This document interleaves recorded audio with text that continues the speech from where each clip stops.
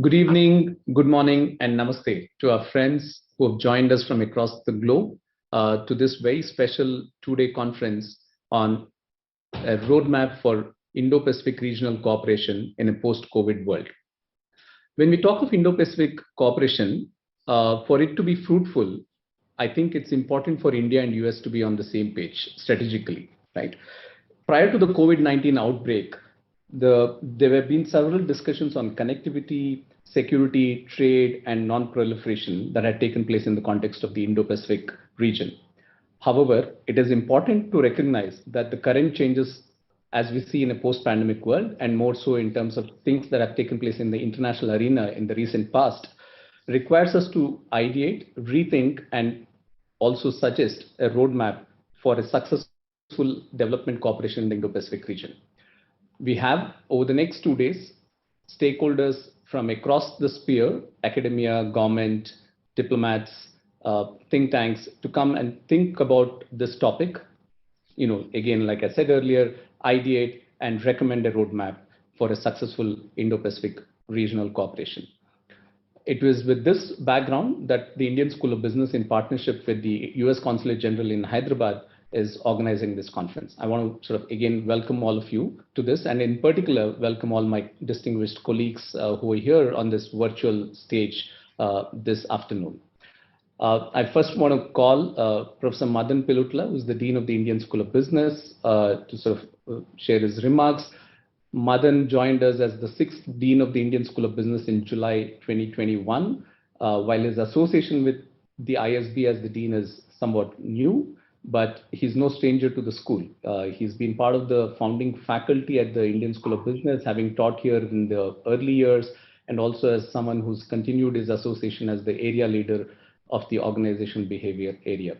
Madan comes to us from the London Business School. Madan, can I invite you to please offer your remarks? Thank you, Guru. A very good evening for those of you who've logged in from India and from further east. And a very good morning for those of you from the West and from the US.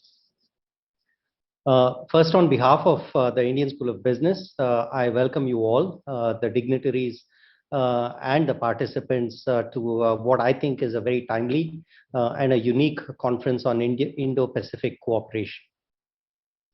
The conference has shaped up really well. Each of the sessions, I'm sure, will benefit all the participants.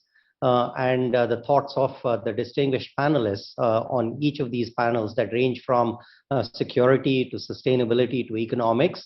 It's going to provide us with perspectives that are going to be useful as we go forward.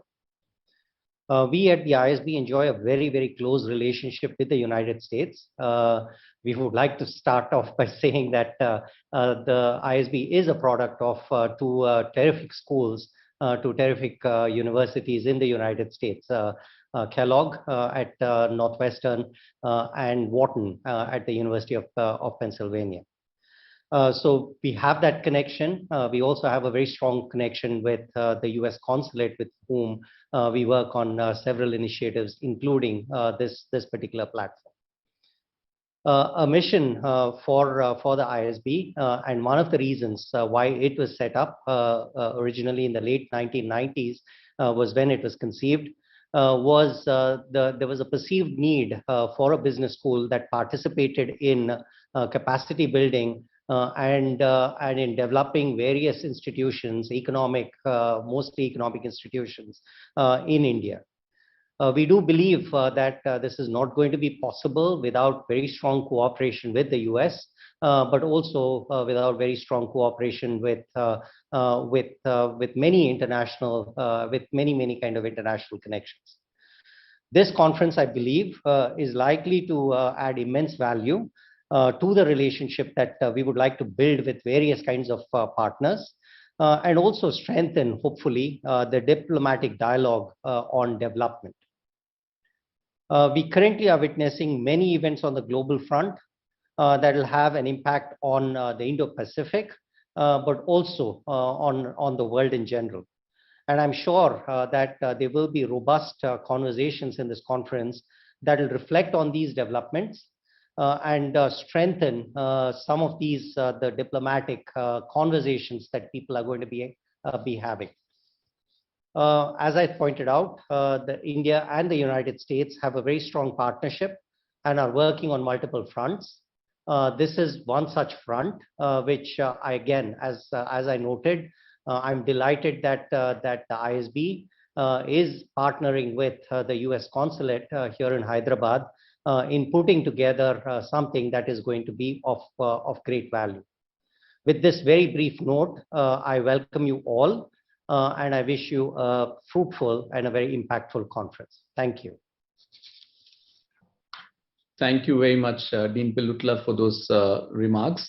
As you noted, it's ISB is a very fine product of US-India Dosti, and I now sort of, in that context, sort of like to welcome Consul General Joel Reifman to speak. CG Reifman came to Hyderabad in August 2019, and has sort of been one of those who's taken to the city instantly, liking Hyderabad and the region. He comes to Hyderabad from Dhaka, Bangladesh, where he was the Deputy Chief of Mission. But on a more personal note, I think those of us who had the opportunity to interact with him at the ISB would like to thank you for your personal friendship, commitment, and support to the school. And under your leadership, the partnership between the consulate and the school has only gone from strength to strength. And I'm sure this is one such other engagement that will only add to it. Over to you, CG. Thank you, Guru, for your very generous remarks. Thank you also, Dean Pilutla. I want to wish everyone a good evening, a good morning, and a welcome to this two-day conference on a critical topic, a roadmap for Indo-Pacific Regional Cooperation in a post-COVID-19 world order. My name is Joel Reifman, and I'm the U.S. Consul General in Hyderabad. I represent the United States in the Indian states of Telangana, Andhra Pradesh, and Odisha. At the outset, I would like to thank our partner, the Indian School of Business, for organizing this gathering. In addition to those joining us from here in India, we have participants from various parts of the world, including Southeast Asia and the United States. I look forward to meeting you all in person, but as we are not quite yet in a post-COVID-19 world order, I'm pleased to use virtual tools to share our views.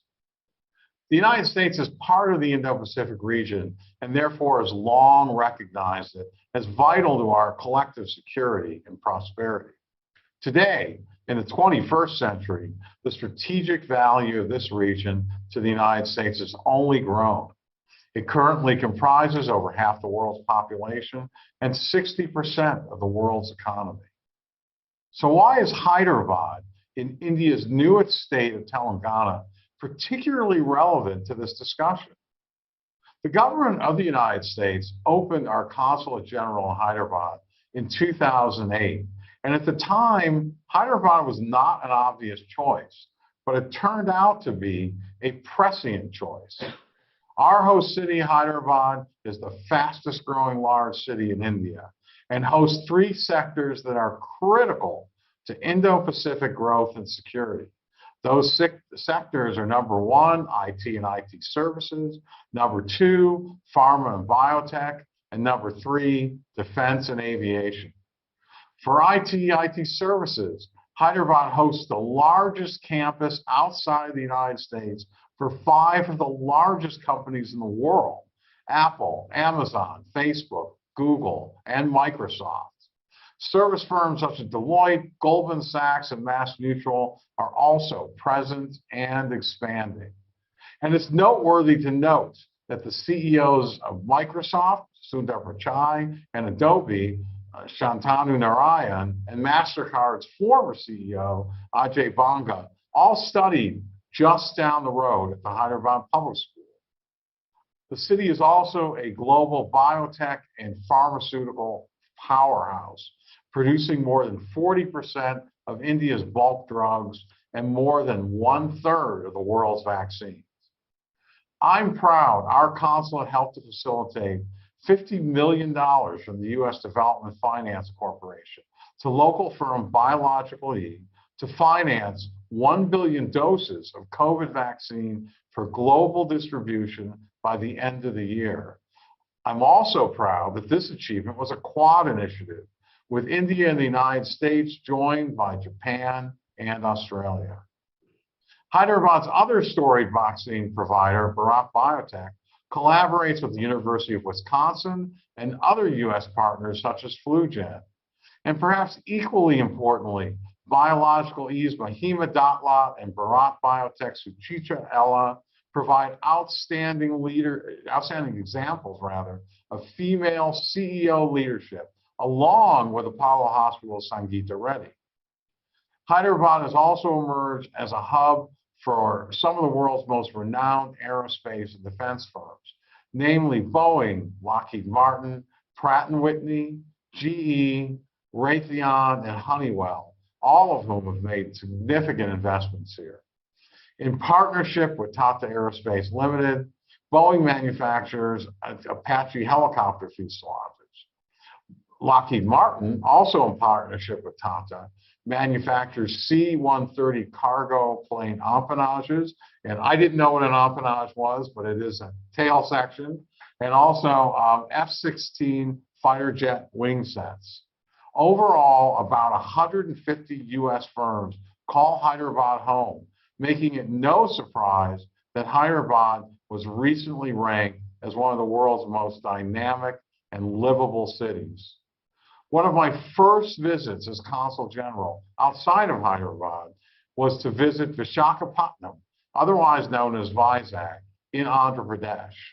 On that visit, we welcomed the US Navy's USS Emory S. Land, which was on a goodwill visit to the Eastern Naval Command. Later that year, I was invited back, along with Ambassador Juster, to observe our two militaries coming together to participate in Tiger Triumph, the first ever tri-service exercise between the United States and India.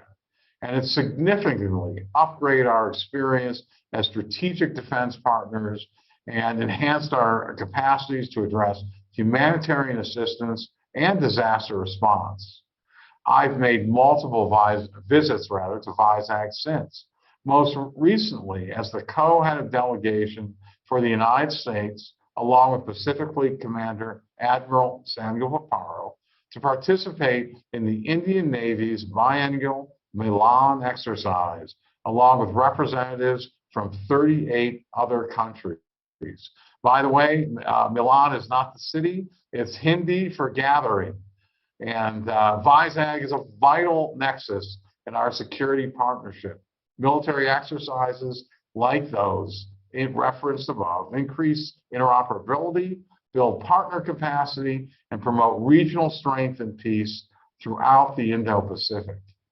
In addition, the United States and the states of Andhra Pradesh and Odisha have one of the longest coastline in India. I think actually that Andhra Pradesh alone has the longest coastline in India continuously, but their combined is 1,460 kilometers, which makes Andhra Pradesh and Odisha an ideal site for multimodal port operations that connect India to Southeast Asia and beyond.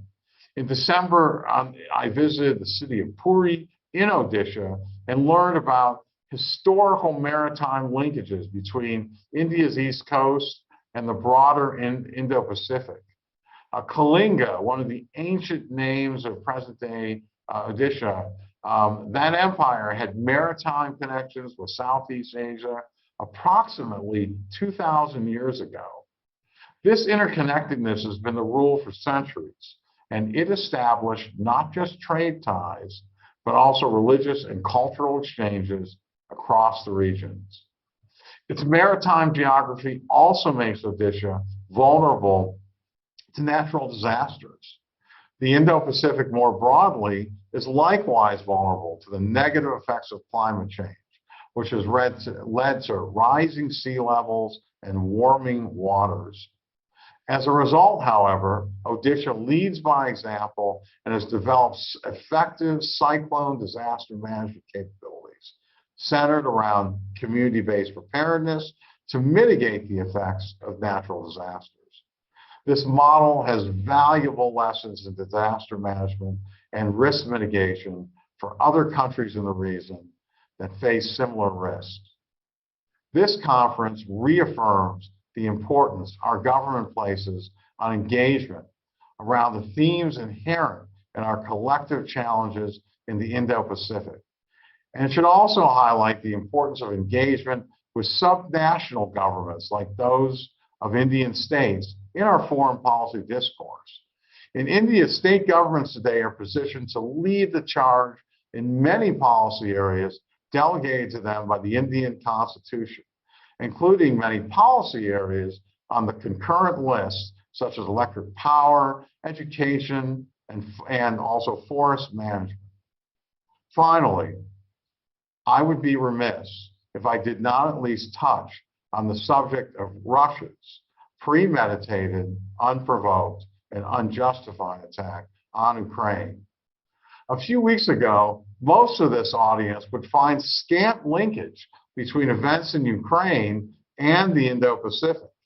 However, as we've all come to learn, thousands of Indian students, many from the states of Telangana, Andhra Pradesh, and Odisha, were studying in Ukraine. We share a concern for their well-being and safety and urge Russia to choose the path of de-escalation and diplomacy. The United States is strongly committed to its partnerships in the Indo-Pacific region and our efforts to uphold a free, open, and prosperous Indo-Pacific. In conclusion, I would like again to thank the Indian School of Business, which, by the way, speaking of all the rankings I listed, it's ranked by Bloomberg as the #1 business school in India, and Dean Palutla for his team and for their work in executing our vision for this conference. I wish you all fruitful discussions and good luck. And at this time, it's my pleasure to introduce our next speaker, Acting Deputy Assistant Secretary of State in the Bureau of South and Central Asian Affairs, Ms. Jennifer Larson. Jennifer has been Acting Deputy Assistant Secretary for India since December 2021. She was most recently overseas as the Deputy Principal Officer in Mumbai from 2016 to 2020, prior to completing a year-long course at the National Defense University in June 2016. She was a spokesperson at the Bureau of Near Eastern Affairs. She has also served in Libya, Pakistan, France, Sudan, Jerusalem, and Lebanon. And before joining the Foreign Service, Jennifer worked for one of my favorite institutions. She worked at the National Public Radio's San Francisco affiliate as a producer. Jennifer, we thank you for joining us today and look forward to your remarks. Thank you. Good morning. It is, or actually, sorry, good evening. Good morning here from Washington. It is fantastic to join you from Washington as we all launched this conference together. And I want to thank my colleagues at the US Mission to India, and of course, especially at the Consulate General in Hyderabad, and to Joel and the team for inviting me today. Thanks to our partners and our hosts at the Indian School of Business for organizing this conference, and for your ongoing collaboration and dosti with the US government across India. As Joel mentioned, I was most recently 4 years in Mumbai on the western parts of the country of India, and have some of the best years of my life spent there. And I have been engaged with India since I've left, and I am looking forward to continuing to be engaged with India as I come to take over from Joel when Joel leaves Hyderabad later on this summer as the Consul General. So nice to meet you all virtually, and hopefully in our post or as we go through COVID's pandemic world in person soon. And Dean Medad Bulutla, thank you again for putting together this inaugural session. I know that you have a number of speakers from across the world, but also within India and within our mission as well, who are going to be joining you for the next couple of days. I understand that this event has been in the works for quite some time, but it really couldn't be happening at a better time. It was just about a month ago that President Biden announced our Indo-Pacific strategy that was released when our Secretary of State, Antony Blinken, was actually in the Indo-Pacific region for what was first a Quad ministerial in Australia, and then he went on to Fiji, and then on to the Indo-PACOM in Hawaii, and announced the strategy, which had been quite some time in the making, and really reflects a whole of government idea and approach to what the United States imagines itself and what it imagines the Indo-Pacific region to be in concert with each other. It's a strategic and coherent vision, I think, for the Indo-Pacific. It's fundamentally, it's an affirmation of our values, and values that I think are certainly shared across a number of the pillars and countries, and of which India is a major one in the strategy. It lays out our government's vision, at least, for a free and open Indo-Pacific that is connected, that is prosperous, that is secure, and that is resilient. The strategy will deepen the role of the United States in the region and with our partners, again, with India as a major pillar, and build our collective capacity to confront 21st century challenges together, such as the pandemic. And I do want to note again what Joel had mentioned about the DFC's investment in BioE and the Quad's partnership in securing 1 billion doses of vaccine, COVID vaccine for the world, and that is on track with such an illustrious institute there is just really one of the cornerstones of the Quad, and will be one of the things that we show to the world to say that we really can deliver with this non-binding and collective and voluntary grouping that we have together. The first core objective is free and open, and when we say that, we want a free and open Indo-Pacific, and the United States is also at its core an Indo-Pacific nation. We want that people should be free in their daily lives to live in open societies. We mean that individual countries should be able to choose their own paths and their own partners, and we mean that collective problems should be dealt with openly, rules agreed to transparently and applied fairly, and goods and ideas and people should flow freely across land and cyberspace and the open seas. And I do also note what Joel had mentioned about the Tiger Triumph and the Milan exercises, which have been taking place now regularly, as just terrific examples of this type of partnership, both physically as well as in collectively defending and strengthening our own institutions and countries. Second, we want to talk about or increase the interconnectivity of the Indo-Pacific. And with our partners, we are assembling the broadest, most effective coalition to tackle global challenges and to work towards this shared goal. Secretary Blinken promised he would find a way to knit our allies together. And with our partners, and we've been doing so by reinvigorating the quadrilateral security dialogue. I am also referring to as the Quad. Third, we aim for broad-based inclusive prosperity for the United States. This means increasing U.S. investments at home and abroad, unlocking the potential of the private sector and helping to deliver high-quality infrastructure. We are focused on economically empowering the middle class by facilitating trade and strengthening supply chains, and directing heightened attention to labor and environmental standards and clean energy, all of which India is a proven leader. With India as our partner and a co-host, we convened more than 2,300 business and government leaders across the region for the Indo-Pacific Business Forum last year. It was just last fall, actually, where we announced nearly $7 billion in new private sector projects. And personally, I'm working right now here in Washington with my colleagues to ensure that we are co-hosts again with India for the Indo-Pacific Business Forum this year, again, hopefully to be more in person or a hybrid event as much as possible.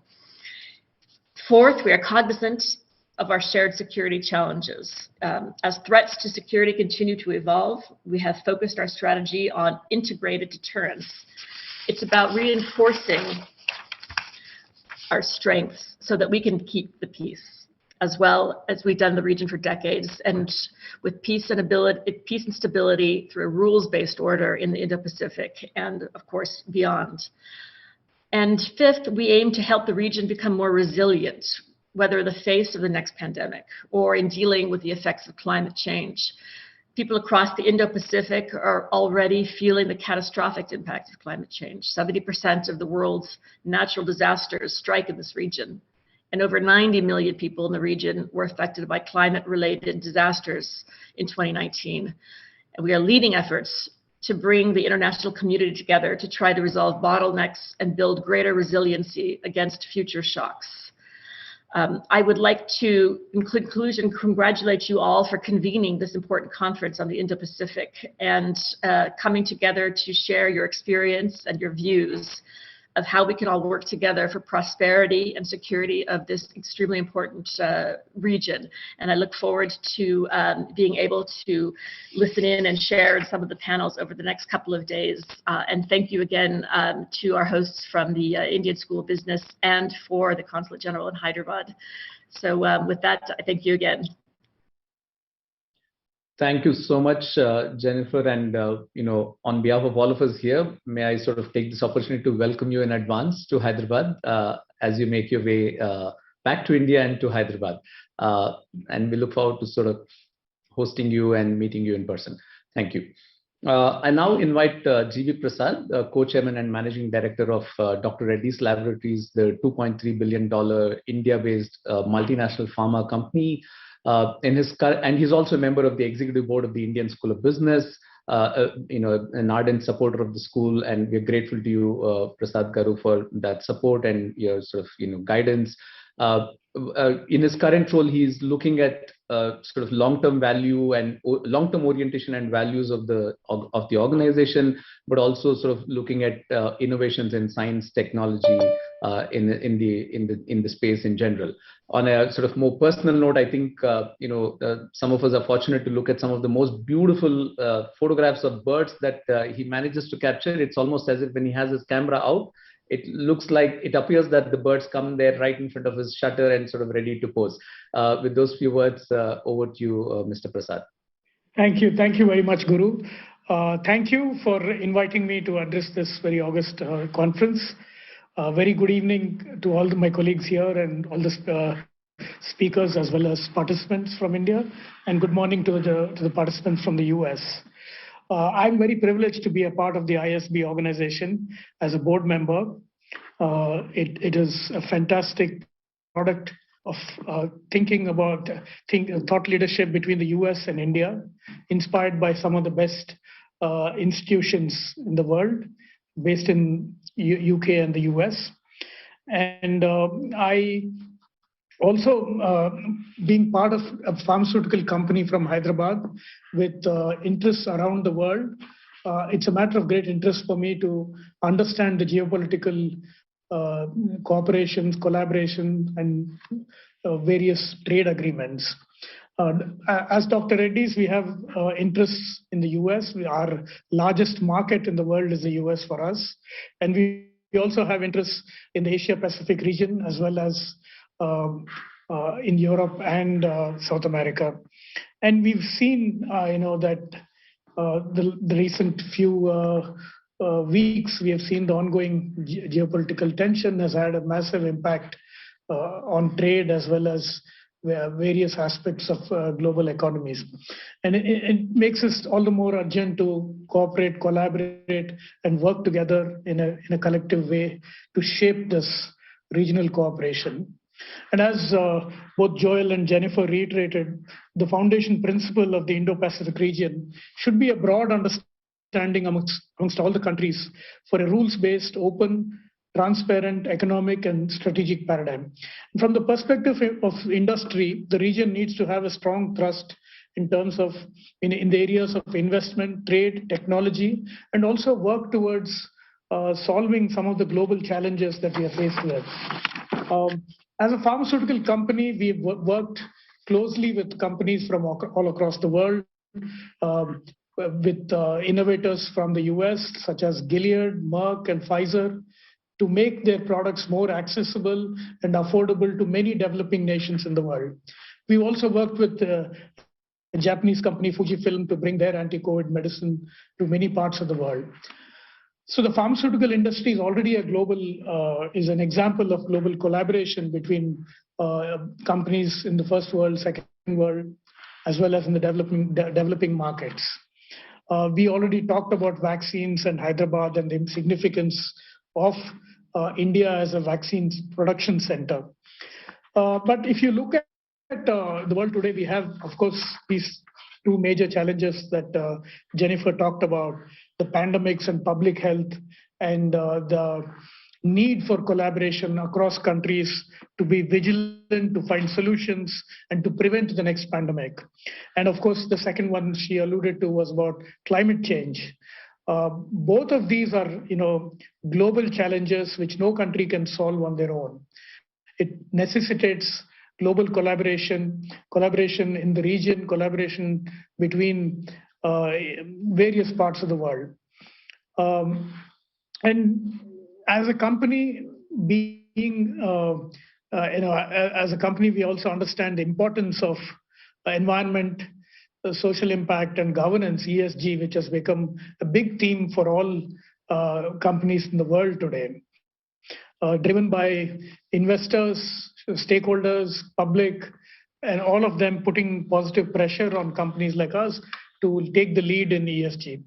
And while each company can do its best to tackle these two major issues and also the decarbonizing efforts that are going on, we do require all of the world to work together, and global cooperation and unified action is certainly required.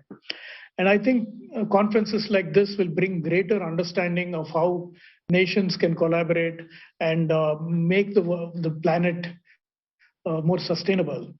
With the conference, of course, is more about regional collaboration, but I also would like us all to think about it globally and see what we can do to make the planet a better place for all of us. Thank you, and I'll hand this back to Guru. Thank you very much, Prasad. And with those, with all of you sort of offering your remarks, I think we come to the end of the inaugural sort of session. I can see our next panel sort of speakers already ready to start the conference proceedings. I want to thank Madan, Joel, Jennifer, and Prasad for your time this afternoon, and more importantly for your support and partnership. And to all those of you who have joined from all over the place, wish you a very happy and fulfilling 2 days of learning and exploration in this concept of Indo-Pacific and how can we make this cooperation a very consistently successful one. Thank you very much. Thank you, Guru. I'd also add that Jennifer's coming into the best job in the U.S. Foreign Service. Thank you. Thank you. Good night.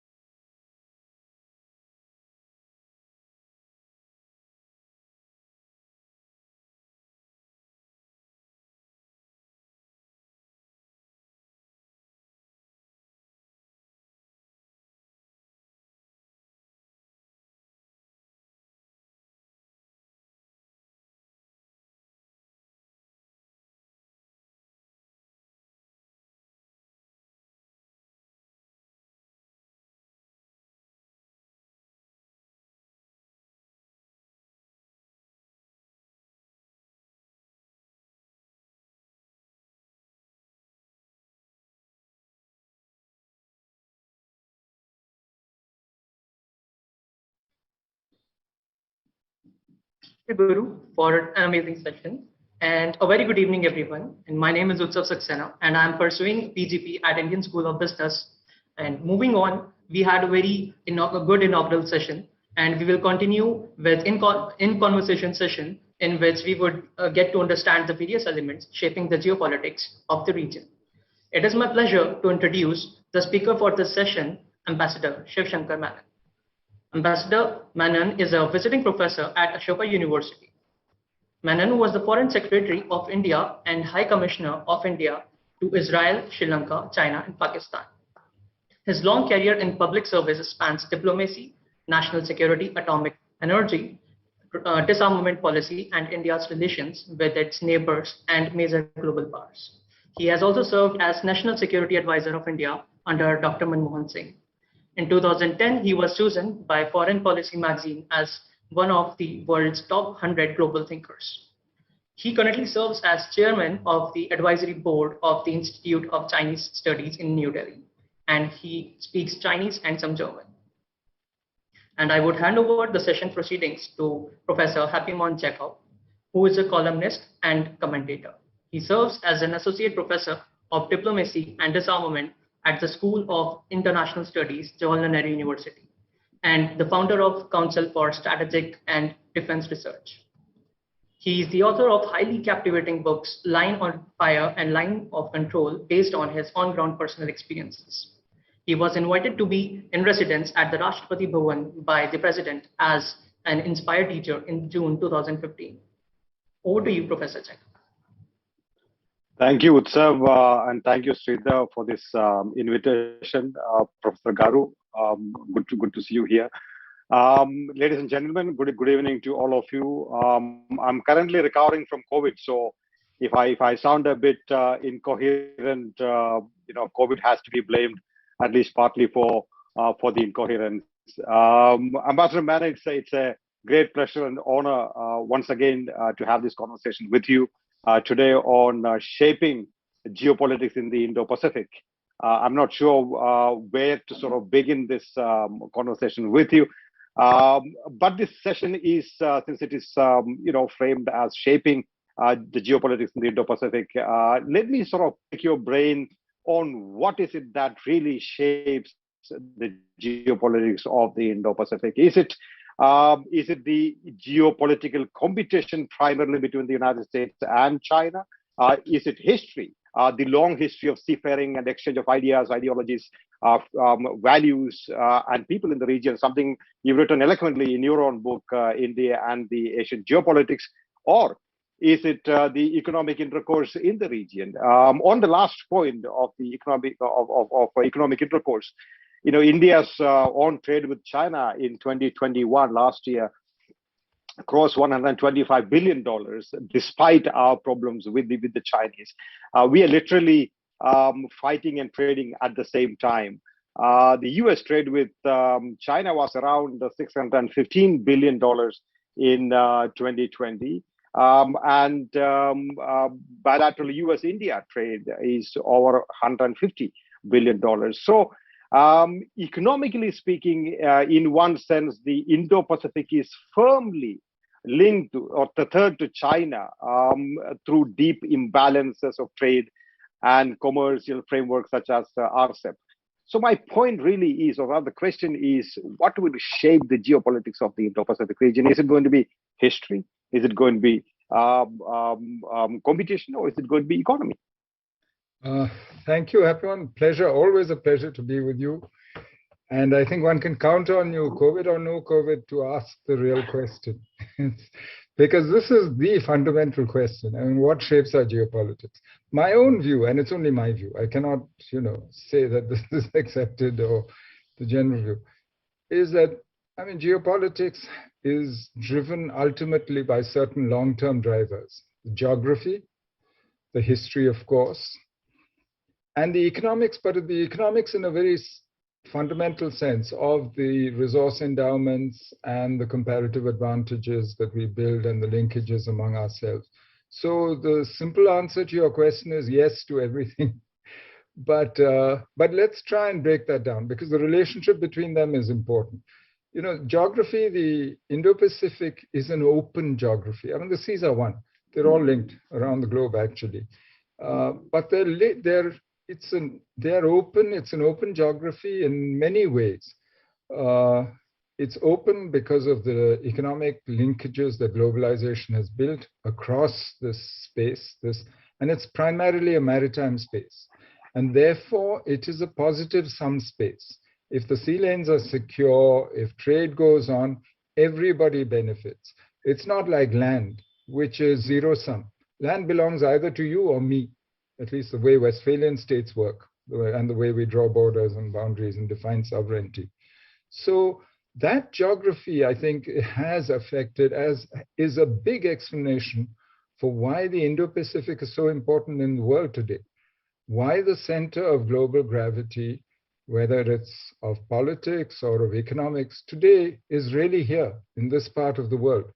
You can say Asia-Pacific, Asia, Indo-Pacific, but basically it's moved here. And that's because I think the geography has helped, and this fantastic history we have of affinities, of maritime connection. The Indian Ocean has always been an ocean of trade and migration. It hasn't been a battle space. But, and this is where I think the linkages start coming in. Enclosed seas, closed seas, like the Black Sea, Mediterranean, the seas near China, these tempt powers to try and control the entire littoral, control the sea. These become battle spaces. History tells us that this is where the battles have been fought, the naval battles. Indian Ocean, no. It's been, because it's so open, nobody has ever managed to control all the choke points at the same time, not even Pax Britannica at its height managed all of them simultaneously, all 10.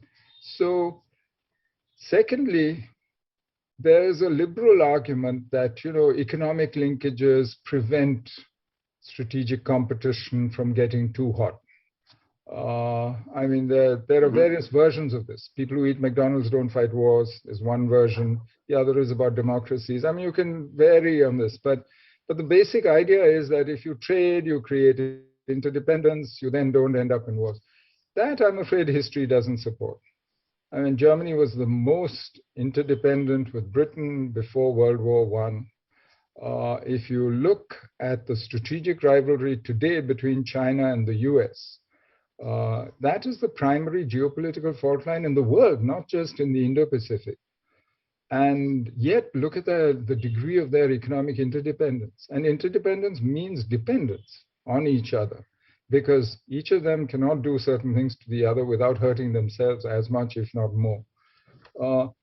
And we are seeing that playing itself out. There are attempts at decoupling by both of them. Why? Because they think it might make the strategic competition easier or more favorable to their interests. So if I were to say what drives the Indo-Pacific geopolitics today, I would say it is the effects of globalization which have created this interlinked.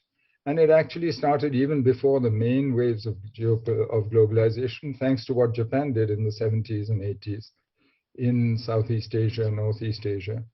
And I would say the geography. And between the two of them, I think they have created this situation where today, this is the center of global geopolitics, is a center of contention. It's also the center of economic activity. And therefore, it's both positive and negative. Now, this makes it even more challenging, I think, for those who have to deal with it. Mr. Bannon, that's an interesting way of looking at it, and a very visionary, if I may add, way of looking at it. What you sort of very clearly pointed out is that it is not easy for any one power or one coalition to control the seas or the choke points, as it were. And yet there are, as you see, attempts at doing something along those lines. China has been trying to control the seas near it, and also sort of extending its own influence to seas not so near it. And you also see the attempt from, say, Quad countries or from AUKUS, or generally within the ambit of Indo-Pacific itself, attempts at sort of pushing back the tendency of the Chinese to sort of try and control. Where is it going to take us? I mean, if I may sort of borrow Graham Allison's book title, are we sort of destined for war or conflict in the region? How can we avoid? I mean, you've seen You've seen geopolitics, very closely. Sort of, you've been a practitioner, you've been a thinker, you've been an author. You see this going in a particular way, and you're cautioning us that this is probably not going to go down all that well. So, how do we sort of avoid something that is potentially going to go, not so well in the future? I think actually Graham Allison should have had a question mark at the end of Destined to War, because there's always a choice. There is a human element of decision in the decision to go to war. I mean, there are moments when you can actually choose whether to or not. Nothing is destined. It's not inevitable, I don't think. Certainly not in politics. What I do think, though, is that when you think of the geopolitics of the Indo-Pacific, you have to acknowledge the differences also. The Western Pacific is basically, and thanks to the US and her allies, it's basically a US lake. Let's face it. The seas near China are much more contentious, and that's where China is trying to assert herself, but she doesn't have the means to still declare a Monroe Doctrine, the sort of thing that the US could do in her vicinity relatively early, or that Japan managed for a very brief period in the early 40s. And the Indian Ocean, as I said, is an open expanse. So I think the problems we face, this is why I think the really hot flashpoints, the issues that worry us, East China Sea, Senkaku Diaoyu Islands, Taiwan, South China Sea, these are all in the seas near China. So it's not just China's rise, but it's also the geography that tempt people to think they can control it. And China, don't forget, is a territorial power who, for the first time in her history, is comfortable enough on land to try and become a maritime power. For the first time in her history, she is powerful, but she's dependent on the outside world. This is a combination she's never known in history. She's trying to become a maritime power, but thinking like a maritime power is very different from thinking as a continental, as a land power, of how to handle the barbarians in Eurasia is different. And it takes some doing. So China still thinks of the sea in territorial terms. When you see her descriptions of the South China Sea, what has she done? She's built land in the sea. She tries to control it from the sea using missiles from the land. It's really air power, missiles, etc., based on land to try and dominate it. She's still making that transition. And it took, even for island nations like Britain, it took years to actually master the use of maritime power. So I would say that it's difficult today to say, I wouldn't say that war is inevitable or that conflict is inevitable. But so long as the balance of power between countries, especially the big powers, is shifting so rapidly, and each one thinks he has a chance to improve it from his point of view, and he's tempted to think that he can impose control. Part of the problem of these extensive economic linkages, and today China is the largest trading partner for most of the countries in the Indo-Pacific. I think there are very few exceptions, in fact, if there are any. The temptation then becomes to think that that power can be weaponized to actually help in producing political influence and power and so on. And there is a form of great power autism which underestimates the agency and the drive for independence of small states. We see this in Ukraine. We've seen it over and over again. Lithuania will still stand up and, thumb her nose at China. And I think this is something this is where the risk comes. The real risk comes from hubris, from overestimation, from people making. So as I said, it comes back to there are decisions to be made. And I think the important thing is that you need to create a climate where people understand the reality and the limits of power. And that's something that can only be done through diplomacy, dialogue, confidence building measures. No guarantees that it will work, but no guarantees that it will fail either. And that's exactly what we should be doing in the Indo-Pacific. Right. Put differently, I think there's a lot going on in the Indo-Pacific, and I think India cannot really sit back and hope that things will turn out to be all right. A lot more thinking needs to be done. A lot more, I think, planning needs to be done, as it were. Ambassador Menon, you've been a consistent and strong proponent of strategic autonomy as India's sort of approach to Asian geopolitics, as it were. There are a lot of voices in India today, that sort of say that strategic autonomy is dead. There is no strategic autonomy. Let me sort of rephrase that argument in some ways to sort of put it across to you. India-US relations in many ways are central to the geopolitics of the Indo-Pacific. It is not an exaggeration to say that the India-US relations today are better than ever before in their history. Have never been better. The two sides have signed Becca, Lemoa, Comcosa, all sorts of important defense agreements. As a matter of fact, these agreements precede the difficulties that arose between India and China in the summer of 2020. Today, in my mind, the close relation between India and the United States is perhaps unavoidable precisely due to the China challenge. Now, that is where the question arises. So the larger question is, how does this impact India's strategic autonomy? One could make the argument that it does affect India's strategic autonomy, and yet we saw New Delhi taking a neutral stand with a pro-Russia tilt, if I may say so, in the Ukraine crisis that we just referred to. Do you agree with the characterization of this having a pro-Russia tilt to begin with? And was it a function of strategic autonomy in your sort of mind? I would agree with everything you said until the last bit about the pro-Russia tilt on Ukraine.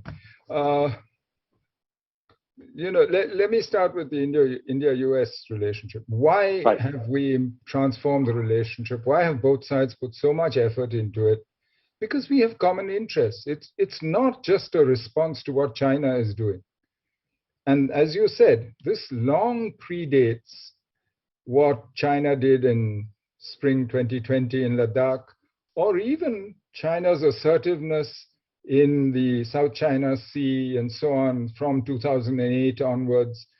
This, or what she did on our border with, Depsang in 2013, etc. This is because we have a common interest in these sea lanes, which are vital to our economies and to our societies, in a sense, keeping them open, safe, and in keeping it as an order, having an order here which is rule-based, based on the international law of the sea, and which serves all our interests. And that common interest is why, if you look at our cooperation between the navies, we both responded similarly to the tsunami. You remember 2004 December.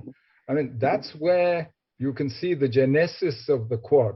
So this is not just a reaction to China or to, there is a solid congruence of interest on which this cooperation has been based. And each government of India, different kinds of governments, from NDA 1 through UPA to this present government, has worked on this.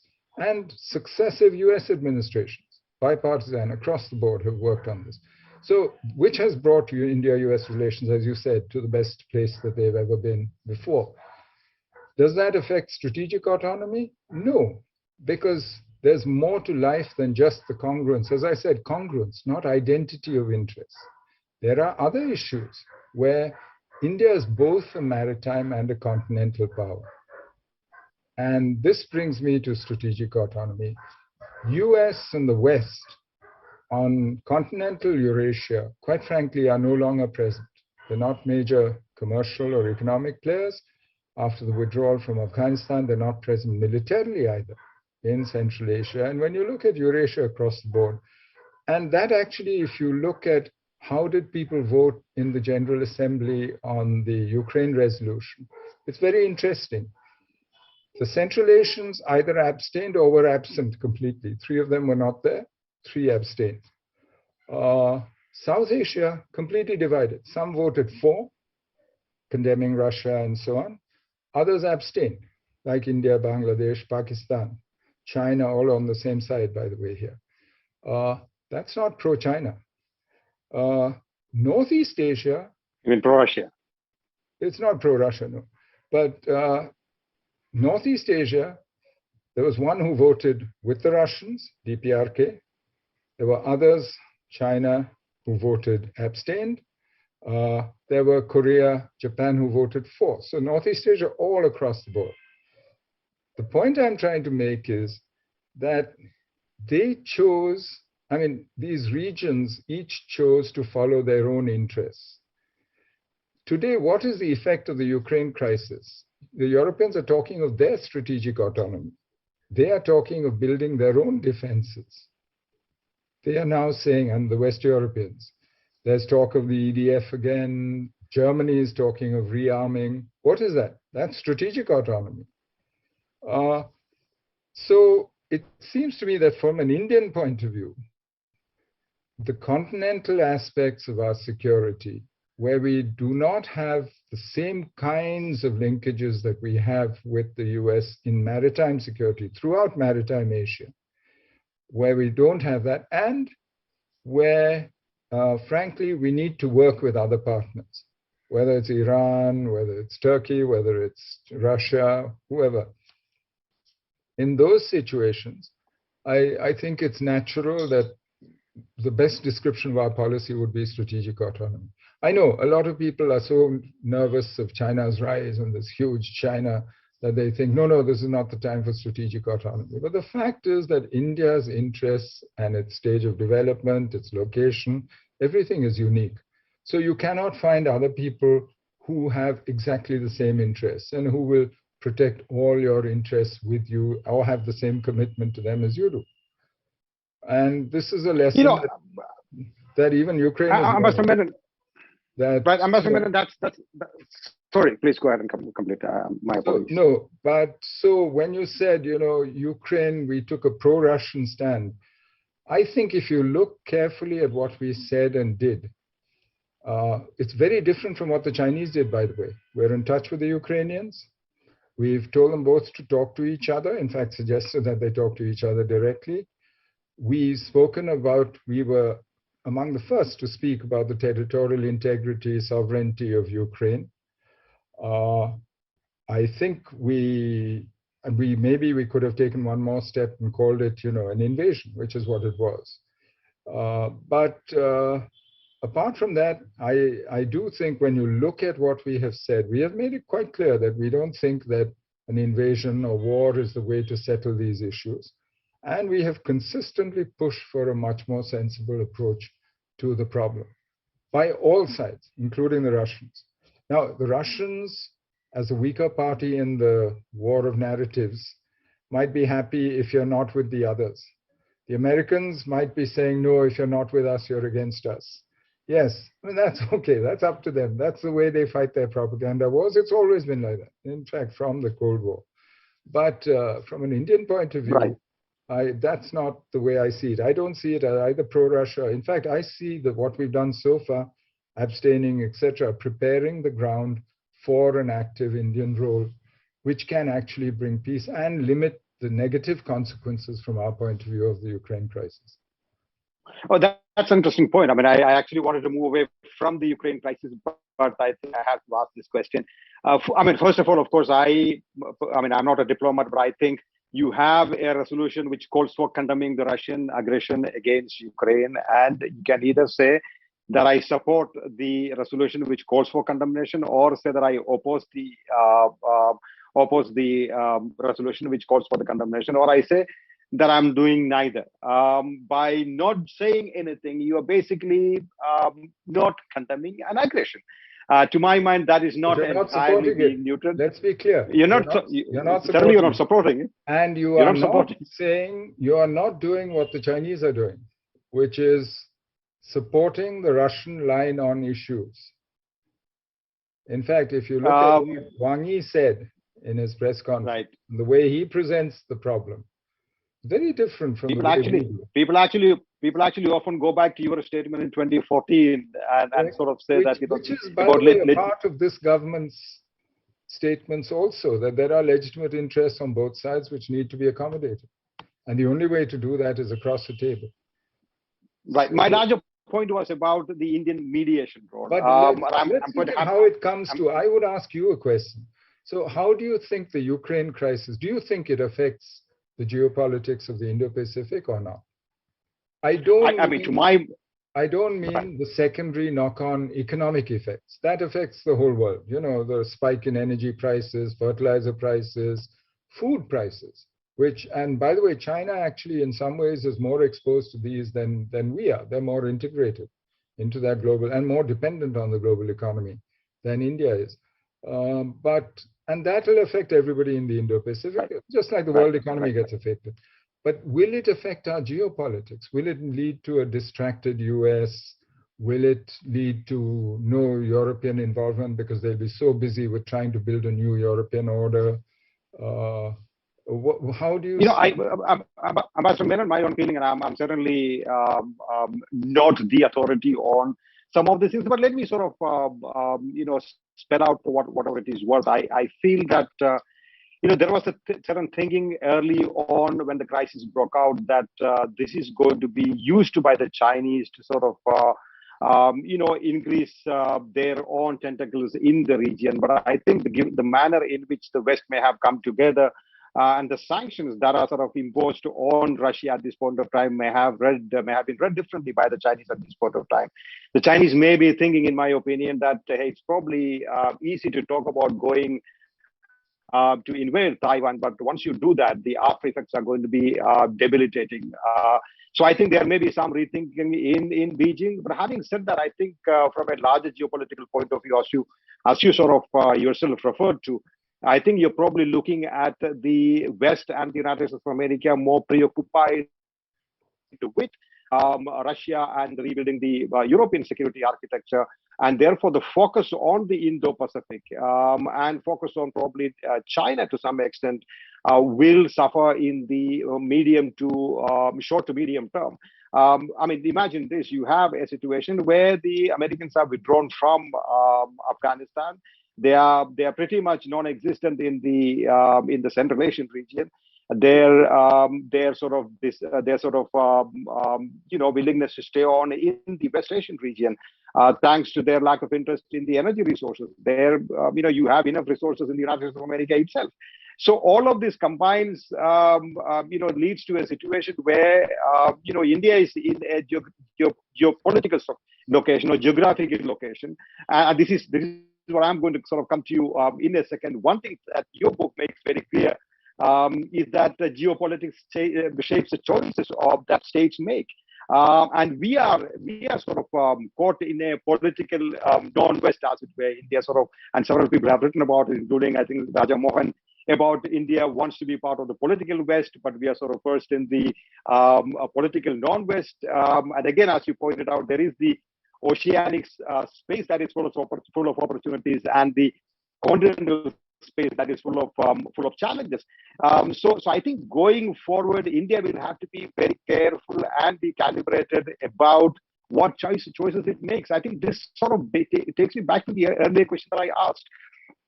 How many choices you know, do we have at this point of time? I mean, you made it very clear that Quad is not really a response to China, and yet you can see that Quad has re-energized in the wake of the Chinese aggression. There is the bigger the China threat grows, the closer the Indo-US ties are going to become. There's no question about that either. So while we may think that strategic autonomy will not be affected, my own feeling is, I know it's a very long winding answer leading to a question. My own feeling is that at the end of the day, India will have to make difficult choices, hard choices. I agree, that's what states do. And yet we would have been better placed in the nation sort of geopolitical space where China was not a threat. But China is a threat, and therefore India will have to make choices that it's not necessarily like. You know, just to be clear, it's not that we don't have to make choices. Yes, we have to make choices. Yes, the world has got more dangerous. It's got more uncertain. The economic prospect is worse. It's fragmenting. All that I grant. But that's life, you know. That's not. It's always been like that. Today we have means in India which we never had before. You have the ability to actually deal with them in ways which you didn't have before. Therefore, you can work as a real partner with the US. I mean, if you had tried to do this in the 50s or 60s, when you had no power, no navy, no nothing, What kind of? You would have then been a client, which is why you stayed away from it. You know, today you have the ability to make certain choices, but you need to actually do the hard work. This is where you need to reach out to Southeast Asia. You need to be a part of their, not just their security and political calculus, but because for them, their number one priority is the economy, you have to be part of their economic calculus. That's what Look East was supposed to do. You cannot walk away from RCP. You can't walk on one leg. You can't have just a political leg and no economic leg. And the political leg includes defense, security, etc. You have developed ties over the last 15, 20 years across the Indian Ocean, through the Indo-Pacific, with Maritime Asia, Japan, you name it, with Australia, with Indonesia, with Singapore, with Malaysia, with all these countries. You actually do work today which you never used to do 10, 15 years ago. So you have the basics today in place to work together. And not all of it is only related to dealing with China as a threat. That's a threat to you, which you will have to deal with, and large parts of it on the border, certainly, you have to deal with yourself. And that's a lesson that each country, I think, learns. We learned that lesson a long time ago, in '62, that you have to take care of your own territorial integrity. The Ukrainians are learning it the hard way today. People will give them weapons and so on, but nobody else is going to fight for them. Not NATO, not the US. So I think there, I actually think that India has the capacity to follow a policy of strategic autonomy, because that's what meets India's interests. I am not so nervous that, oh, we have to rely on somebody else for this. Besides, there's no alliance on offer, by the way. I mean, a lot of people who say, you know, oh, we should ally. People don't want allies who can't take care of themselves. And this is the paradox of alliance, that you want an ally who brings something to the alliance, not somebody who becomes a drain and a net, you know, and who then drains your resources and you have to defend. So I'm not sure that today there is an alliance on offer, and we have a situation where I think we need to work with different partners for different things, depending on what you're talking about, whether it's on the economy, whether it's maritime security, whether it's maritime domain awareness. If you start taking a holistic view of security, which includes the fisheries, the effects on human security, you know, you do HADR, you look at the economic consequences and climate change and what it's doing through this maritime space. And these all result in security issues for you, including human migrations out of Myanmar, for instance, both by sea, which you've had in the past, across the land. All these issues, I think, unless you get out there and work with different sets of partners at each stage, it's not going to be difficult. But I think we can do it. And I don't think we should underestimate ourselves and do ourselves down and say, no, no, no, we have to depend on somebody else. Why? I mean, 75 years should have proved to you that we have the capacity to handle difficult situations. Yes, the world is difficult. It will stay difficult.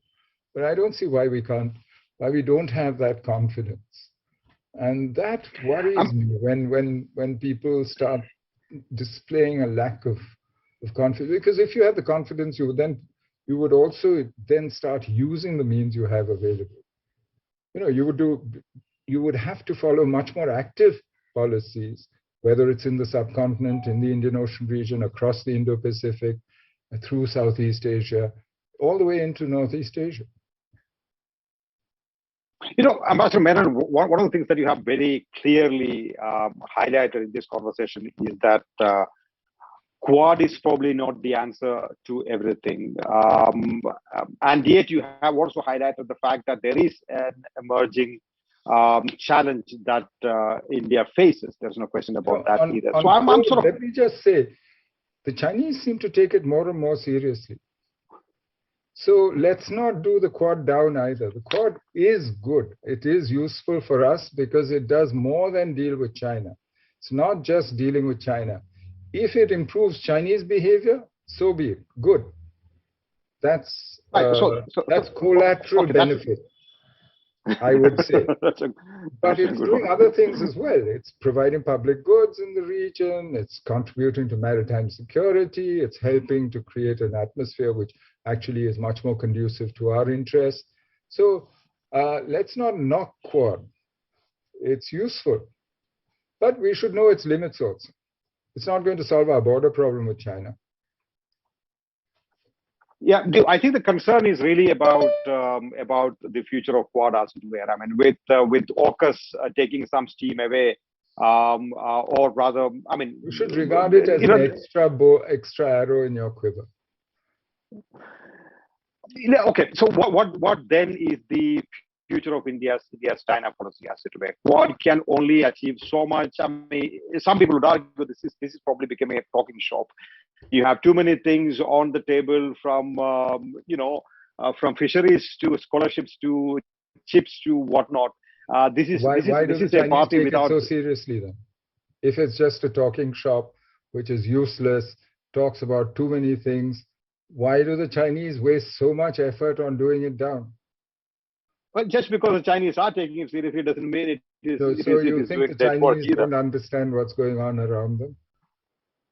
So why don't you tell us? That's what you're saying? Well, yeah, so you think there are several levels of this. One is the reality of what the Quad does, and we know what it is, and I think that's benign, frankly. There is also the perception of what the Quad does in the minds of various people, which, it works various ways. Suddenly from, what was it, foam on the sea, originally, it has now become, it's a nation NATO, or it's meant to create a nation NATO, and so on. I mean, these are huge terms. So if that's his perception, work with it, use it. And that's the third level, where you actually, I mean, it's a form of political jiu-jitsu, but you need to use his fears, his worries. Deal with it. But there is no single answer to, as what you were asking about the China, how do we deal with China? There is no single key, magic formula, one key, or as the Chinese say, assassin's mace, which is going to help you deal with this. You have to deal, because China is a multidimensional challenge. She's an economic challenge. She's a challenge on the border, where it's primarily a military problem, but she's also a political challenge. She opposes the rise of India, basically. And so you need to deal with it along multiple axes. And you have to choose different ways of dealing with it. So there is no simple answer to your question, except maybe a 55-page essay. So US is not perhaps India's answer to China. Quad perhaps is not India's answer to China. The US is part of the answer. Right, the exactly. US is part of the answer. Quad is part of the answer. These are all useful, good. In fact, the US is more than an answer to China, I hope. The US is an essential partner in the transformation of India. And explain that for us. I mean, that's an important statement. And that's critical for me. And that is why I see what we do with the US, not just in the Indo-Pacific, but across a whole range of things, including access to education. I mean, you think back, we feed ourselves because of the Green Revolution. How did we do the Green Revolution? With the US. That's where, for me, the real strength of that partnership lies.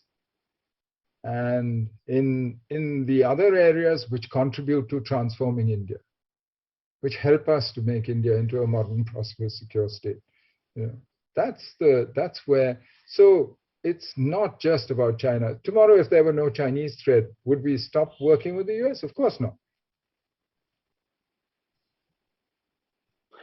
Ambassador Menon, one of the, I think one of the concerns that the Indian strategic community has had for a long time is, getting caught in this competition between Russia and the United States. I'm sorry to sort of bring that back again, because we have a few more minutes, and this is perhaps the most opportune time to sort of discuss that. You have a relationship with Russia which goes a very long way back, and even today, the mainstay of your defense equipment come from Russia. The United States, as you just correctly pointed out, is useful for India for a variety of reasons, including our transformation as a modern state. If this sort of tussle between Russia and the United States continue, what are the choices that India is left with? Would India have to make strong choices, and sort of will there be too much pressure on India from one side to sort of fall in line? And one of the things that you said earlier on in your answer is that the Americans would probably come back to us and say, my way or the highway.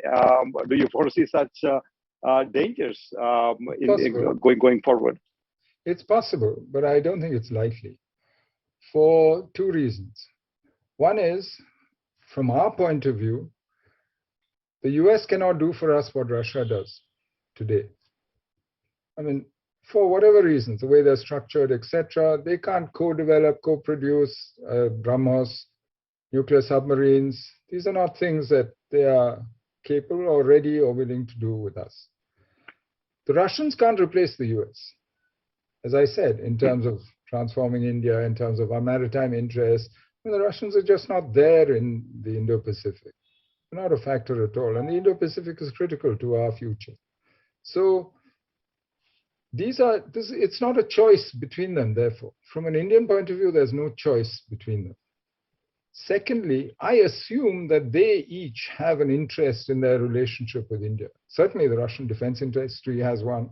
There are large parts of the US which have an interest. And the nice part about the US is that she's a democracy like India. That even with a dysfunctional White House, we've seen, there are other parts of the bureaucracy where you can go. You can go to Congress, you can go to, Pentagon, to states, there's a huge amount of power in that federal system, which is actually distributed. You go to Wall Street, you can still work with the US.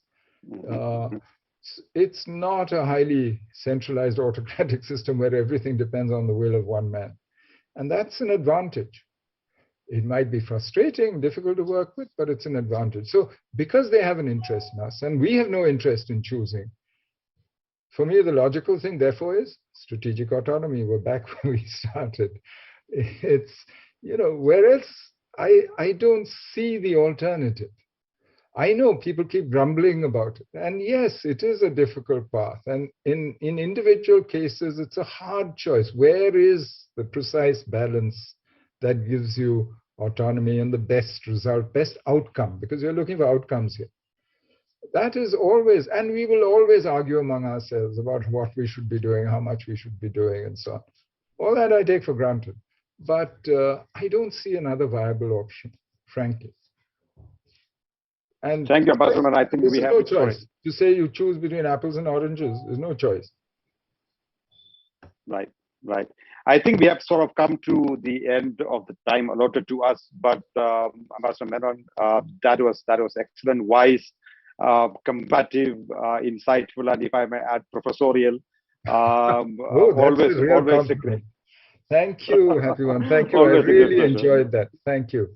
And that last compliment I really prize. Thank you. Thank you. Over to you, sir. Yeah, thank you, Professor Jacob, for such an engaging session on shaping the geopolitics of the Indo-Pacific region. Now, I would like to invite my colleague, Dr. Sridhar, for the next session that we have in mind. So, Dr. Sridhar.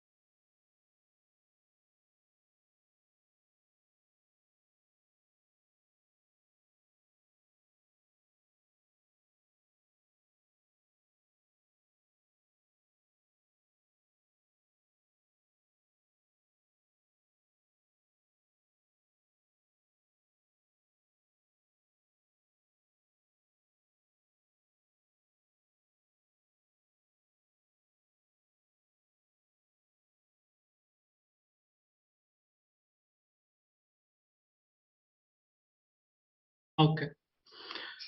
Very good evening to all of you, those who have logged in from India, and good morning to those from US and western part of the world. So we are here for a very interesting discussion on security dialogue. I mean, security is a very critical point at this point of time, and we all know what's happening in Europe and the unrest that is going on. We really hope that gets sorted at the earliest. We have a very distinguished panel here today, and I'm privileged to briefly introduce them and to put them on the roles. So first, I would like to introduce Lieutenant General Prakash Menon. Dr. Menon is presently the Director of Strategic Studies Program at Takshashila Institute. He's also associated with Transdisciplinary University and National Institute of Advanced Studies in Bangalore. He served in the Indian Army for nearly 40 years and continued to serve the government as a military advisor and secretary to Government of India in the National Security Council Secretariat. He's author of many books like Strategy Trap, India and Pakistan Under Nuclear Shadow, a very interesting book, and he has co-authored Non-Alignment 2.0 and India's Path of Power Strategy in the World After It. And he is a constant writer and a columnist at The Print. With that, most welcome, General Prakash Menon. Thank you. Yeah. So the next speaker, of course, is Air Vice Marshal Dr. Arjun Subramaniam. He's a fighter pilot from the IAF, and he's indeed a military historian, very important job because we need such historians to to tell us a lot of stories from the past. He's also air power analyst and a strategic commentator, and of course a visiting professor of Ashoka and Jindal universities in India. And of course he has been a visiting professor at a globally reputed institutes like Fletcher School of Law and Diplomacy, the Harvard Asia Center, Oxford University, and besides others. And he's also author of India's War, a Military History from 1947 and 1971. And he writes extensively in the public domain. Welcome, Dr. Arjun Subramaniam. The third panelist for this program is Dr. Jagannath Panda. Dr. Panda is the head of Stockholm Center for South Asia and Indo-Pacific Affairs Institute of Security, Sweden, and also the director for the Yokosuka Council of Asia Pacific Studies. He is a series editor for Rockledge Studies on Think Asia. And he also authored multiple books dealing with geopolitics like India-China relations, China's path to power. And the more recent one in 2021 is the Quad Plus and the Indo-Pacific, and of course, besides many other writings. So to take care of all of you, we have a moderator, a highly distinguished journalist, Suhasini Haidar. Suhasini is the diplomatic editor of The Hindu and regularly writes on foreign policy issues. Prior to this, she was with CNN IBN, where she presented the signature show Worldview with Suhasini Haidar. And she's also a recipient of the most prestigious Indian print journalism Prem Bhatia Award, and has won a series of awards for her work in television as well. In fact, she's a daredevil journalist and done a lot of adventures being a journalist. And she even got injured when during the bomb blast in Kashmir sometime.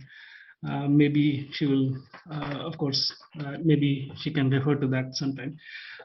She's also a recipient of Columbia DuPont Broadcast Journalism Award. And in fact, she did her journalism from Boston University's College. Of course, there are many things to tell about her, but for the paucity of time, I will give the mic to her, and it's your show, Suhasini. Thank you, and thank you so much to ISB as well. We have a very, very short time to tell a very, very important story of today. When we talk about negotiating security partnerships in the Indo-Pacific theater, the question is not just about what those security partnerships mean in the Indo-Pacific theater, but what they come in lieu of, what could they mean an alternative to, and how could they actually help India's entire, theater of threats, if you like, or India's entire security theater in that sense. So without much ado, because I do hope that many of you will be writing in with your questions or bringing your questions to us, I'd like to ask our speakers to put forth their version or their understanding of how India is at present negotiating its security partnerships in the Indo-Pacific theater. But of course, nothing is without the context of today, of the conflict we are seeing in the other theater in Europe. Is it too far away to make a difference? Or is it in fact very pertinent to what we are discussing today? So if I could start really with Air Vice Marshal Arjun Subramanian, and if you could give us your sense of where you think these partnerships are headed, where are the greatest challenges for India as well, and then we'd like to take the discussion forward once each of you has spoken. Thank you very much, Suhasini, and good evening, ladies and gentlemen, and thank you to the ISB for including a security dimension in this particular dialogue, which really highlights the fact that we live in difficult times. Now, I have a tough act to follow after that really heavyweight discussion with Ambassador Shiv Shankar Menon, but nevertheless, I'm delighted to share some perspectives on India's likely military posture vis-a-vis China in the Indo-Pacific against the backdrop of the ongoing crisis in Ukraine and the inevitable upheaval that it will cause in old alliances and partnerships and the creation of new ones. I will also reiterate that no Indo-Pacific military strategy for India can be spoken about without weaving in the military situation along India's northern borders along the line of actual control. The two actually are now conjoined twins. Also, I would like to reiterate that the views that I express are my own and do not reflect the views of either the NDC, the services, or the Ministry of Defense. Now, let me start on a more philosophical plane. What will shape the geopolitics of the Indo-Pacific, as Professor Jacob asked Ambassador Menon? And while we would like to believe that globalization and economic engagement will be the primary driver of contemporary geopolitics in the region, it is actually becoming very, very clear that deterrence beyond dissuasion and the utility of force has not gone out of fashion, even though actually what we see is the futility of war rings loud and clear in most recent battlegrounds. And as I wrote recently in an op-ed, the ghost of Thucydides actually roams the world, proliferating the paradigm of fear, honor, and interest in interstate relations. Now, China actually in recent days has decisively spoken like an emerging great power, criticized the West for imposing sanctions on Russia, and actually, in my perspective, thrown the gauntlet for Putin to pick up and convert into a likely alliance that will create a serious dilemma for India's military posture vis-a-vis China. Largely driven by its dependence on Russian military inventories and the compulsions of keeping all geopolitical options open, much like what Dr. Jaishankar mentioned recently of both principles and interest driving our decisions. India continues to walk a diplomatic tightrope. And I think enough has been discussed about that in several forums, and I will straight away jump to the likely military consequences, India's options, and the kind of US responses that I would like to see to ensure that the India-US strategic partnership weathers the likely mild headwinds that could emerge in the months ahead. Now, I would endorse a widely emerging view that an alliance between China and Russia could be on the cards, some kind of an alliance, should President Putin remain in power after all this happens. Eroding, or rather the erosion of Russian influence in Central Asia and the rather advantageous linking of the Arctic Sea route with the China Seas will be probably the price that Russia may pay should it jump onto the Chinese juggernaut. Should that happen, whichever way India votes on resolutions in the United Nations, it could feel the squeeze on spares and support from both Russia and Ukraine in the months and years ahead. Now, I say this because even if Russia wants to honor its commitments, it may be unable to do so for various reasons. Notwithstanding all the hardware that we have from the United States, France, and Israel, it is now more evident than ever before that Atmanirbhar Bharat resonates as the only long-term strategy that will support India's aspirations to be a leading power. In the meantime, I cannot but really help as a military man to reflect on the propensity of the US to sanction, invoking the CAATSA on India for the S-400 deal, etc.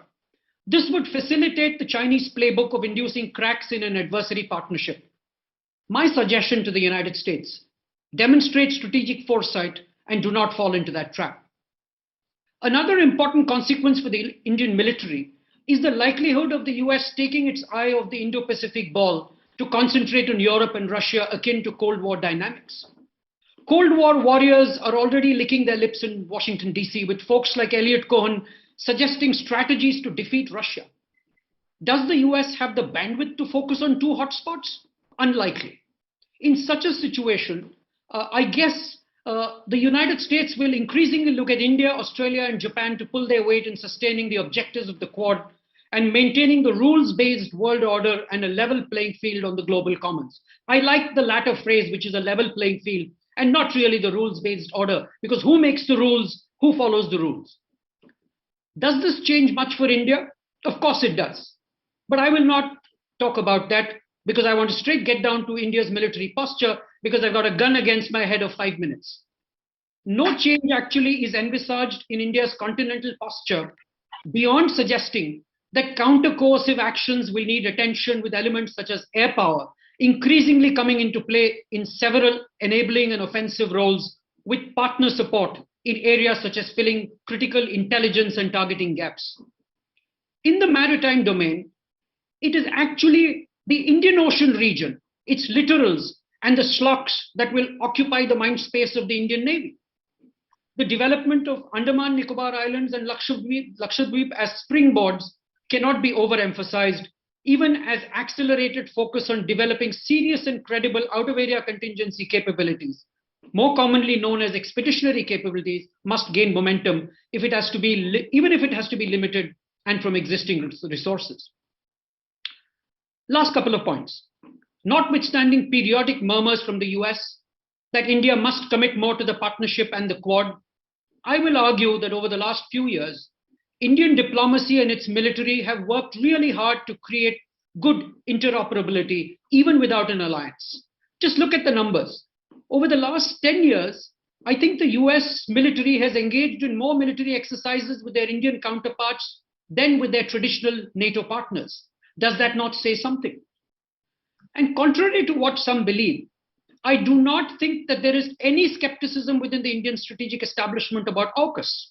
My view is that more the number of bilaterals and trilaterals, security and otherwise, among nations who share the conviction that a revisionist China threatens peace and stability in the region, the better it will be in what seems to be emerging as a chaotic but gradually multipolar world.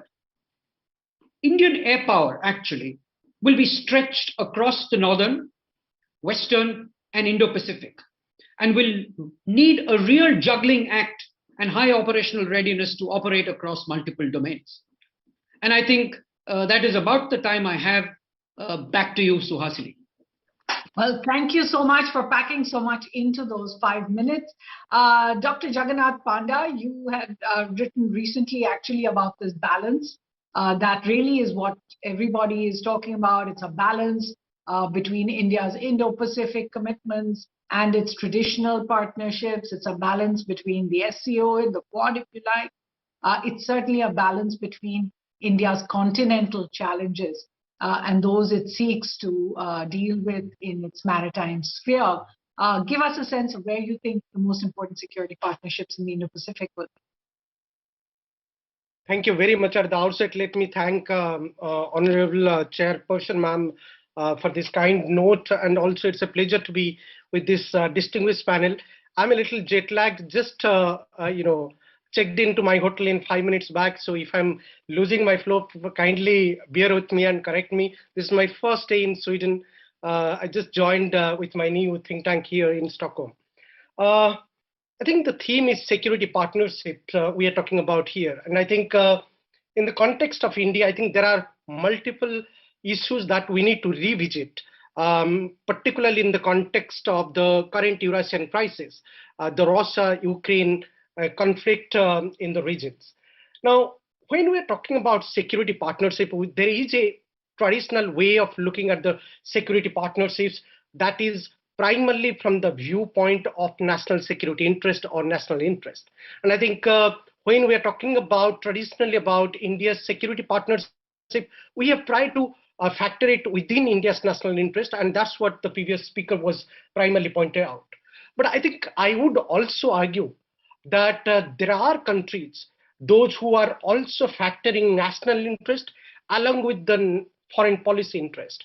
Now, foreign policy interests are essentially a part of the national interest, but then they are not really identical. They are not really, foreign policy interests are not really a kind of subsidiary to national. Foreign policy interests are much bigger, and the powerful actors, powerful countries, they do play foreign policy interests. They do compromise and factor their foreign policy interest from issue to issue basis. And therefore, when we are talking about the security partnership in the world politics today, be it Indo-Pacific or beyond Indo-Pacific, we need to look at both the national security interest of India and also foreign policy interest of India. Now, in that context, let me point out 3 specific points. Where do I see that India is really missing, or India could probably strengthen its partnership, and where India has exactly or exceptionally has done strengthen its partnerships. The first point I think we have to see in the context of the great power rivalry. I mean, there is a tendency in Indian foreign policy or Indian foreign policy analysts to look the great power rivalry essentially within the context of US-China rivalry. And I think there is much beyond that. When we are talking about US-China rivalry, in the current context, in the future context, we should not overlook the US-Russia rivalry. What the Ukraine-Russia conflict, the current conflict in Eurasia politics reminds India that let's not forget the past. Let's not really overlook the existing politics in the world politics. It's all right if you are looking forward, if you are looking to the Indo-Pacific regions in a future contest, and if it is all right, absolutely, if you are talking about US-China rivalry, given the fact that China is emerging as a serious security concern for India. But there is also a traditional context to this rivalry, that is the US-Russia rivalry, and we should not really overlook that aspect. The second thing, I think in Indian foreign policy, what has happened over the last 5 to 7 years, or let's say over the 1 decade, there is a tendency to see most of the political rivalry primarily within the prism of the United States of America's security interest in the regions. India needs to disassociate its foreign policy outlook in order to strengthen its security partnership in Indo-Pacific and beyond, moving away from the US lens. And there we need to look at Japan much more seriously. A security and strengthened defense partnership with Japan will serve India's security interest much in a better fashion than before. With Australia, even though Japan and Australia both are key alliance partners of the United States of America, but we need to have an independent and exclusive security and defense partnership with Japan and Australia. Most importantly, I think there is another country which we need to really factor in Indian foreign policy in a much better fashion than earlier, is South Korea. We saw that South Korea just had a presidential election, and the victory of the election candidate, the presidential candidate, is actually talking about the Indo-Pacific narrative, about the Quad, strengthening South Korea's power posturing in Indo-Pacific. And India can actually emerge as a stronger partner with South Korea. So therefore, the tendency to look the great power rivalry in a fixed prism needs to be revisited. We need to look at the traditional rivalry that is there in the global politics, in the world politics, and we need to strengthen our partnership with Japan, South Korea, and Australia. The second point is the nature of multipolar politics. I think the earlier speaker rightly pointed out. There are 2 issues we need to distinguish about. One is the minilateralism or multilateral mode of politics that is emerging. The second one is the multipolarity. which is an essential part of multipolar politics. When I talk about minilateralism or multilateral politics, there we can talk about Quad, we can talk about Quad Plus, we can talk about trilateral formulations in Indo-Pacific. And there I think India needs to give greater importance to Quad, Quad Plus, and all of these trilateral which are there, including the AUKUS, even though we are not a part of the AUKUS. AUKUS positioning in the Indo-Pacific are not necessarily against India's security interests. So we need to give all importance, much better importance to all of these minilateral and multilateral agencies. But at the same time, what we need to read is that there are different strata of multipolar politics. There is polarity existing today in Asia and beyond, and we need to take into account those multipolarity. For example, whether India wants to have a Asia-dominated foreign policy, or whether India wants to have a neighborhood-dominated foreign policy, or India wants to have a much more alliance-oriented foreign policy, because we have seen Indian foreign policy transitioning from non-alignment to multi-alignment to strategic autonomy. What I have been arguing for some time is that I think the time has come to strengthen India's pointed alignment strategy, that is to strengthen the security and the defense partnership with like-minded countries, be it the major powers in the regions, be it US, Japan, or Australia, or be it with the smaller countries of the middle-ranked economies, including some of the ASEAN economies in the regions. Third, I think this is my last point, is that I think what Indian foreign policy needs to look in the context of China and in the context of US, both with and beyond the Indo-Pacific. And I think when we're talking about Indo-Pacific, there is a politics which is there with US and without US. And I think India needs to factor those politics, but we need to look much beyond the Indo-Pacific. That this is what the Ukraine crisis is reminding us. Russia is critical to us, as well as Ukraine is critical to us. What is more important at this moment is beyond Russia, beyond Ukraine, India's power posturing with the European world. And I think that is what missing in Indian foreign policy. India needs to look beyond Indo-Pacific. There is a European world. There is a mini European world, which constitutes almost 28 countries under the European Union. We need to take advantage of our association there. We need to build our security partnerships, defense partnership with European Union. I'll stop here and thank you very much. All right. Thank you so much as well for keeping it within the word limit, but adding so much in to what we're talking about. If I could turn to you, General Prakash Menon. Dr. Panda has pretty much said we've got to look at security partnerships anew. In non-alignment 2.0, as the document is called, I know that your grouping got together, wrote about Indo-Pacific and the threat there, and said, you know, the Quad is here to stay. My question, and we can come to it later as well, or if it's there in something you'd like to talk about, is can that be here to stay while India is not, tying up with these same countries for the other theater, the one in Europe today? So if you could just give us a little bit on that as well, and then we'll come to the questions. Thank you. I think the nature of relationships which India has to have with a host of countries which it has to interact has to be based on what is it when we say that we are talking about security, and what does security really mean for us? I think anything which impedes our developmental progress in any manner can possibly be a candidate for a security threat. And I think if you take this larger concept of security, India's interaction with the world therefore takes it to many geographies. And it is very clear that we need to have relationship based on context. And that is why India has embraced the word partnership. Of course, now partnership is much more common in its use as relationship between countries and even between couples these days. So it's the idea that all relationships is based on context, is what anchors India's relationships with various countries. And therefore, the nature of the relationship is not constant. It can change depending upon the context at issue. And therefore, India, has always said that we'll never be in a military alliance with anybody. But we can sit in the same tent, but we cannot be permanently in your camp.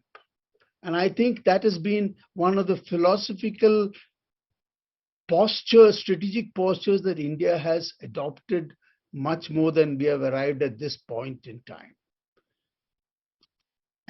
And we, therefore, and I think the good thing about the Indo-US friendship these days is that over a period of time, that friendship has grown stronger because both now understand each other than ever before.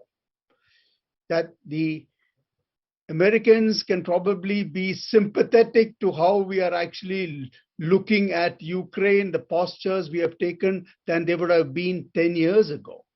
That's because they probably understood India's compulsions, how it looks at its own interests, and the very fact that there is a whole lot of dialogue at various levels going between both these nations. And I think that is the strength of this relationship. So the main thing which we have to understand in the context of Indo-Pacific is that this is an area, a geographic area, which gives you maximum avenues or platforms for cooperation, unlike the continental space. And therefore, when China reacts to it as it does, and they do it very constantly these days, I think they did just a couple of days ago, calling it a NATO and so on, there must be something they are worried about it in terms of their own security, for that matter of view. Not that we have actually made this, we have said it is a security dialogue. It's a dialogue. And yet, they seem to be very upset about it.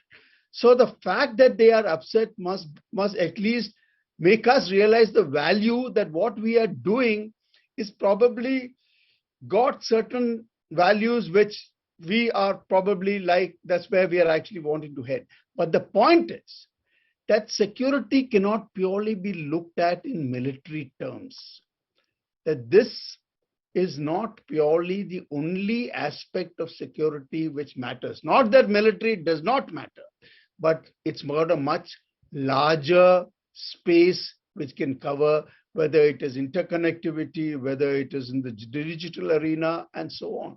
So the idea of cooperation in security spans today much more space than what it is traditionally taken to be. And we would be mistaken if we look at it purely as something to do only with militaries. Not that the militaries are absent. In fact, the type of cooperation we have had bilaterally and in groups with various countries in this area, the type of military exercises which we have conducted, that's been ongoing for a long time.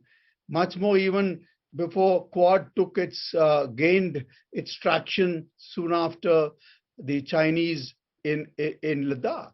So I would actually think that as long as the partners which we have understand that what is India's viewpoints are, as long as we are able to communicate it, whatever might be in the public space, the understanding reached would be able to actually keep the tensions which arise in all relationships under check. As ABM Subramaniam was saying, the idea that you can impose CATSA on India would actually be a short-sighted step. And therefore, I'm sure that the Americans now probably know the Indians in India better than ever before in their history. And I think that's a good thing to happen. And it augurs well for what the Indo-Pacific are capable of and what we can actually do within it in a cooperative manner. Not that we want to actually show our dominance, but the fact that we want to keep it peaceful so that everybody can win. Thank you. All right. Thank you so much. And since you began, in fact, Air Vice Marshal Subramanian, by talking about the fact that you didn't think there would be a change in India's continental strategy.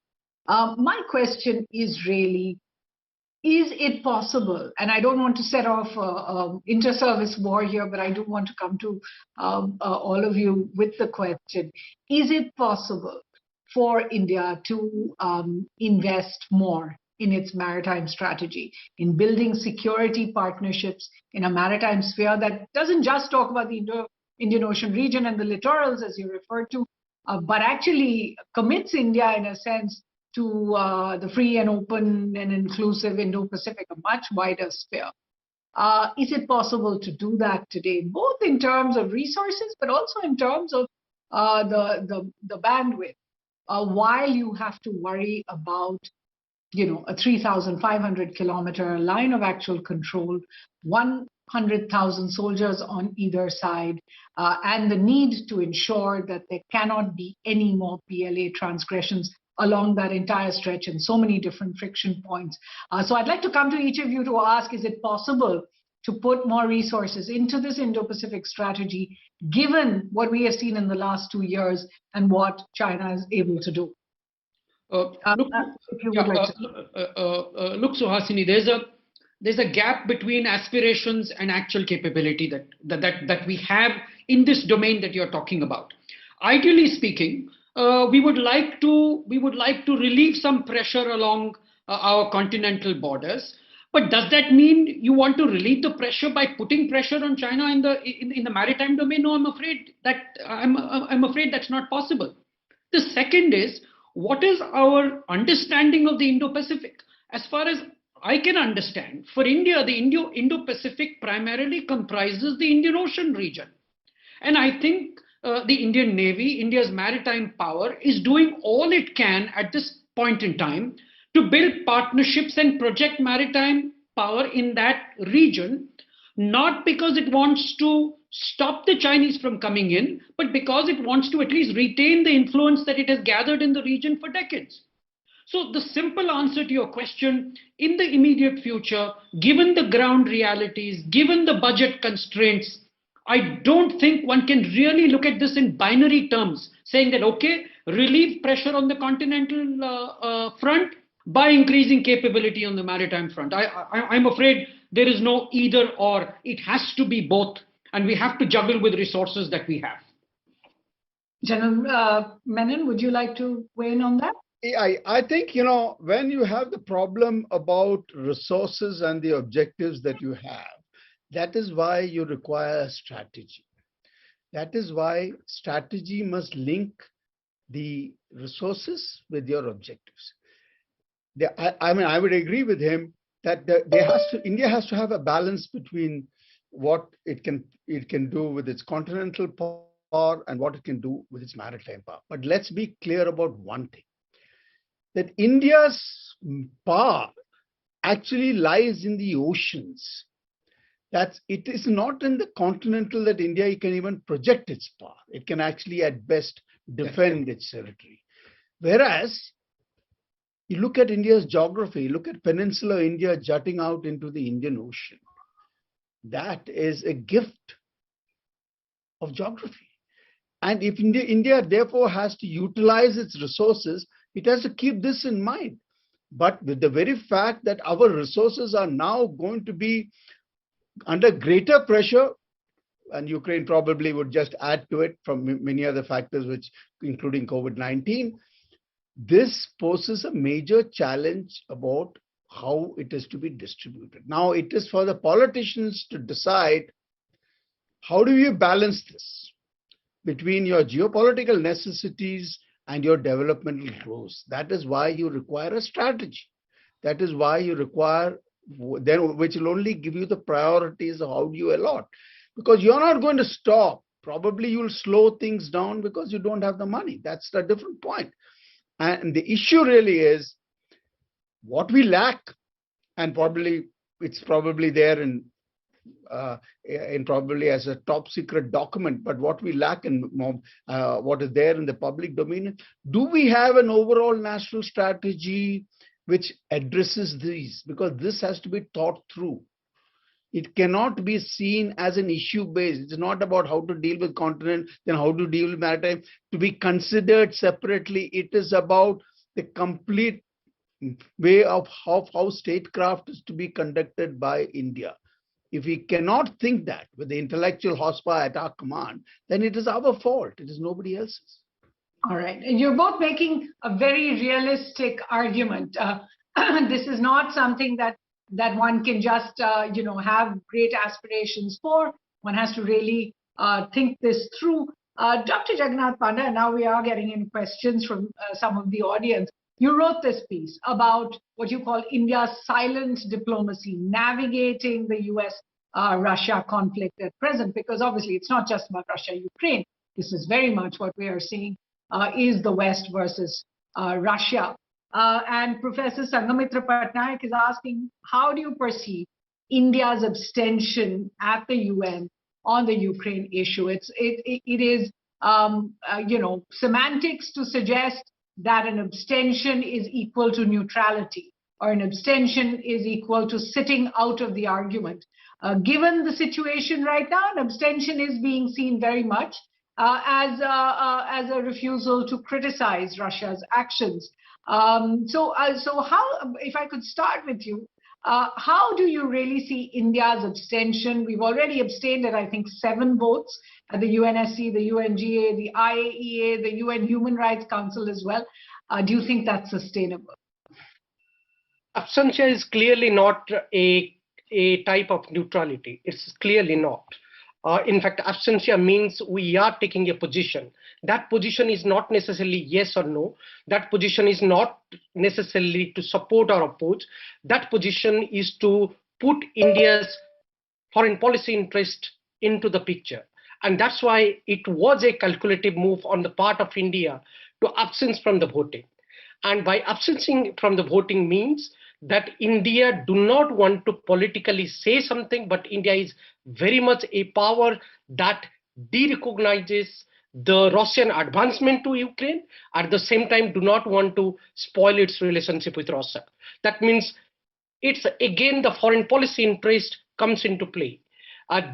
The Ukraine crisis may not necessarily directly affect India's national security interest, but there is a linkages when it comes to the foreign policy interest. And this is what I wanted to explain, that national security interest or national interest is a broader prism, whereas foreign policy interest is a subset of the national security interest, but it is also helps the nations to take a position or not to take a position at a global level. And this is what India has been doing on the Ukraine and Russia crisis.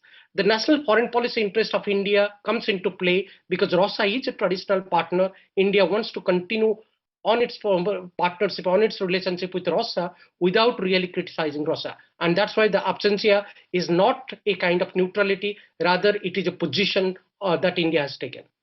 And we're just hoping that by using the term abstention, we're actually saying much, much more. Adrian Subramanian, so we don't agree on Russia with the rest of the Quad or the rest of the partners in our Indo-Pacific strategy, because who are these partners? It's either the US and Australia and Japan on one side, or it is the EU, or it is France, or it is the UK. So we don't agree with any of them when it comes to events in Ukraine and on our posture on Russia. At a recent Quad ministerial, it was clear we didn't agree on Myanmar either. India is not in favor of unilateral sanctions. The External Affairs Minister said so.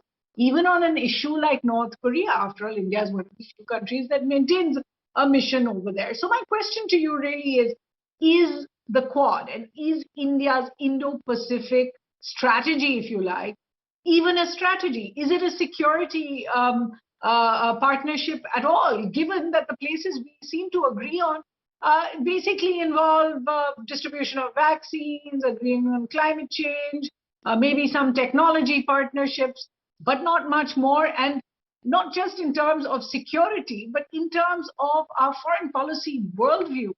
We seem to differ completely. Do you think our Indo-Pacific strategy is actually a strategy at all? Absolutely. I think Suhasini, if you look at it, we are not in an alliance with the United States.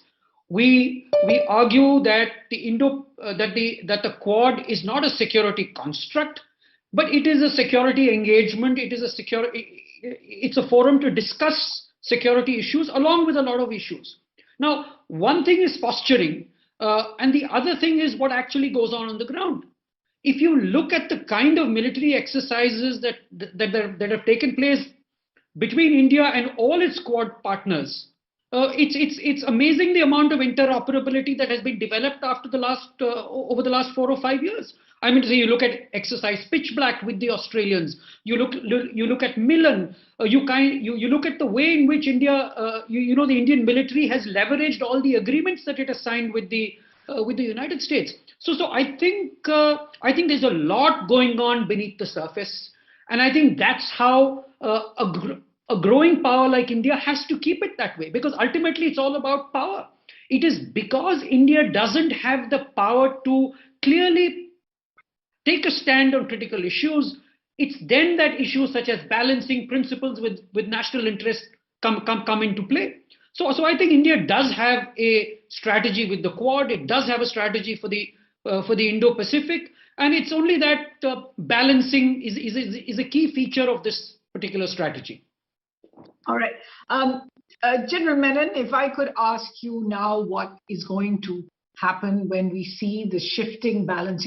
What was interesting to me at the Quad Ministerial a couple of weeks ago was that the US is now saying that we have higher expectations from China to rein in Russia, or we have higher expectations from China in terms of holding Russia to account. So at the UN Security Council, the US and other countries spent all their time trying to push China from a no to an abstention, which they eventually succeeded in doing. And there seems to be a push away from seeing China as the preeminent threat for them.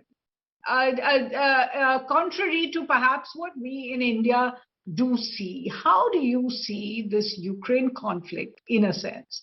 The shifting balance, if you like, between Russia and China, the shifting balances between how the US sees China and the US sees Russia. How do you see all of this impacting India and this strategy in the Indo-Pacific? Yeah, I might be wrong, but there is a certain sort of traction which is resident in Washington when it looks at Russia as an opponent, and it gains a lot of energy from Americans itself, and that probably it's to do with the history of the Cold War. So we are at the height of the moment, and to say that the US has actually taken its eyes off from the China ball would probably be a little too early to do that. If they do, that would be a mistake, and I suppose India would consider it to be a mistake, and I'm sure they won't. But but it's too early to pass judgment on the fact that the Russians have now become the main. China has gone into the background. I don't think that is happening. The very fact that they have managed to actually push them from no to an abstention is to show that the engagement between both these powers is still ongoing. After all, if we just look at their interdependence and the fact that they know that they can't unlock or just move away from each other so easily, would probably be a good thing for themselves, between both these nations. So I think it is for India, the eye should be on the fact that how do we actually minimize the fallout of Russia's invasion of Ukraine on India? How do we do that? That's the challenge. All right, and it's certainly the subject, I'm sure, of future such discussions. Dr. Panda, there is a lot, in fact, to unpack, even when it comes to European Union and India. Just before the Russian announcement, President Putin's announcement, we saw actually External Affairs Minister S. Jaishankar at a ministerial for Indo-Pacific countries in Paris, of the European Union countries and Indo-Pacific countries. So there is now a question of dealing much more deeply, improving defense and security relations with each other, and yet there remains with the European Union perhaps the same kind of hesitations we have had with the United States as well. The hesitation to cut down our dependence on Russian defense hardware seems to be the same, which is that these Western countries don't actually go beyond the sale of various equipment. They don't get into technology transfers. They don't do the kind of collaboration that Russia and India do. Our most salient export right now of the BrahMos is not possible without Russian collaboration. So there is a question from R.A. Maslekar, who says, do you think the EU would be interested even in engaging with beyond weapon systems and seller and buyer relationship? And if so, in which spheres would that be? Yes, in fact, we do have two eminent military scientists, military practitioners, ex-military practitioners. They would probably say better than me that it will take probably another 1 decade for India to give away or to move away from the Russian equipments, military equipments in Indian military industry.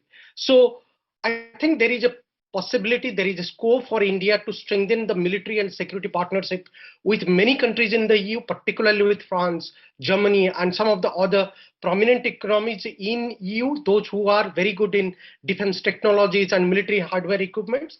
But I think there is a partnership beyond the military and security partnership with the EU exists.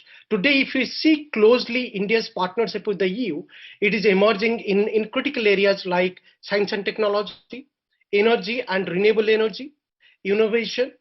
If we talk about also investment in the areas of connectivity and infrastructure. So EU is emerging as a critical investor and a partner with India. In fact, if you see EU's global gateway strategy, which is just announced 3 to 4 months back, that actually talks about more specifically how about strengthening and concretizing a partnership with India in Asia, apart from Japan. So there is a reciprocation being acknowledged from the EU side as well as from the Indian side. So this partnership can go beyond the security and defense areas. It could look at critical technological areas, innovation areas, areas in infrastructure, in economy and investment. So there is a partnership which can be explored both within the US-led Indo-Pacific construct and outside the US-led construct in the Indo-Pacific between India and EU. Certainly, and the possibilities are immense. India's engagement with these possibilities has definitely intensified, particularly in the last few years. The Quad is only part of all these various engagements that India and its military and its strategic sphere have engaged with.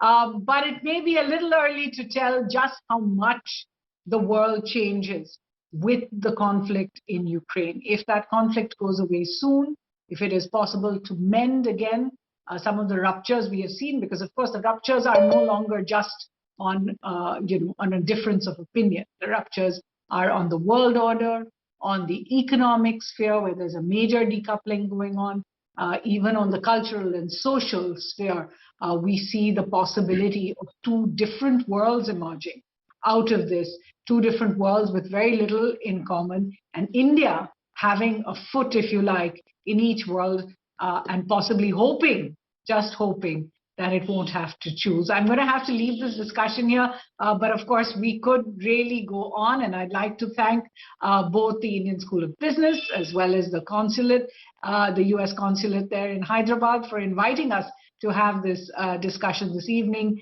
Gentlemen, thank you so much for joining us. Thank you, Suhasini, for wonderfully doing this job. And thank you all the panelists, General Menon, ABM Subramaniam, and Dr. Jagannath Panda. We really enjoyed, and I hope we are a step closer to creating a roadmap for the larger scene. Thank you. Thank you.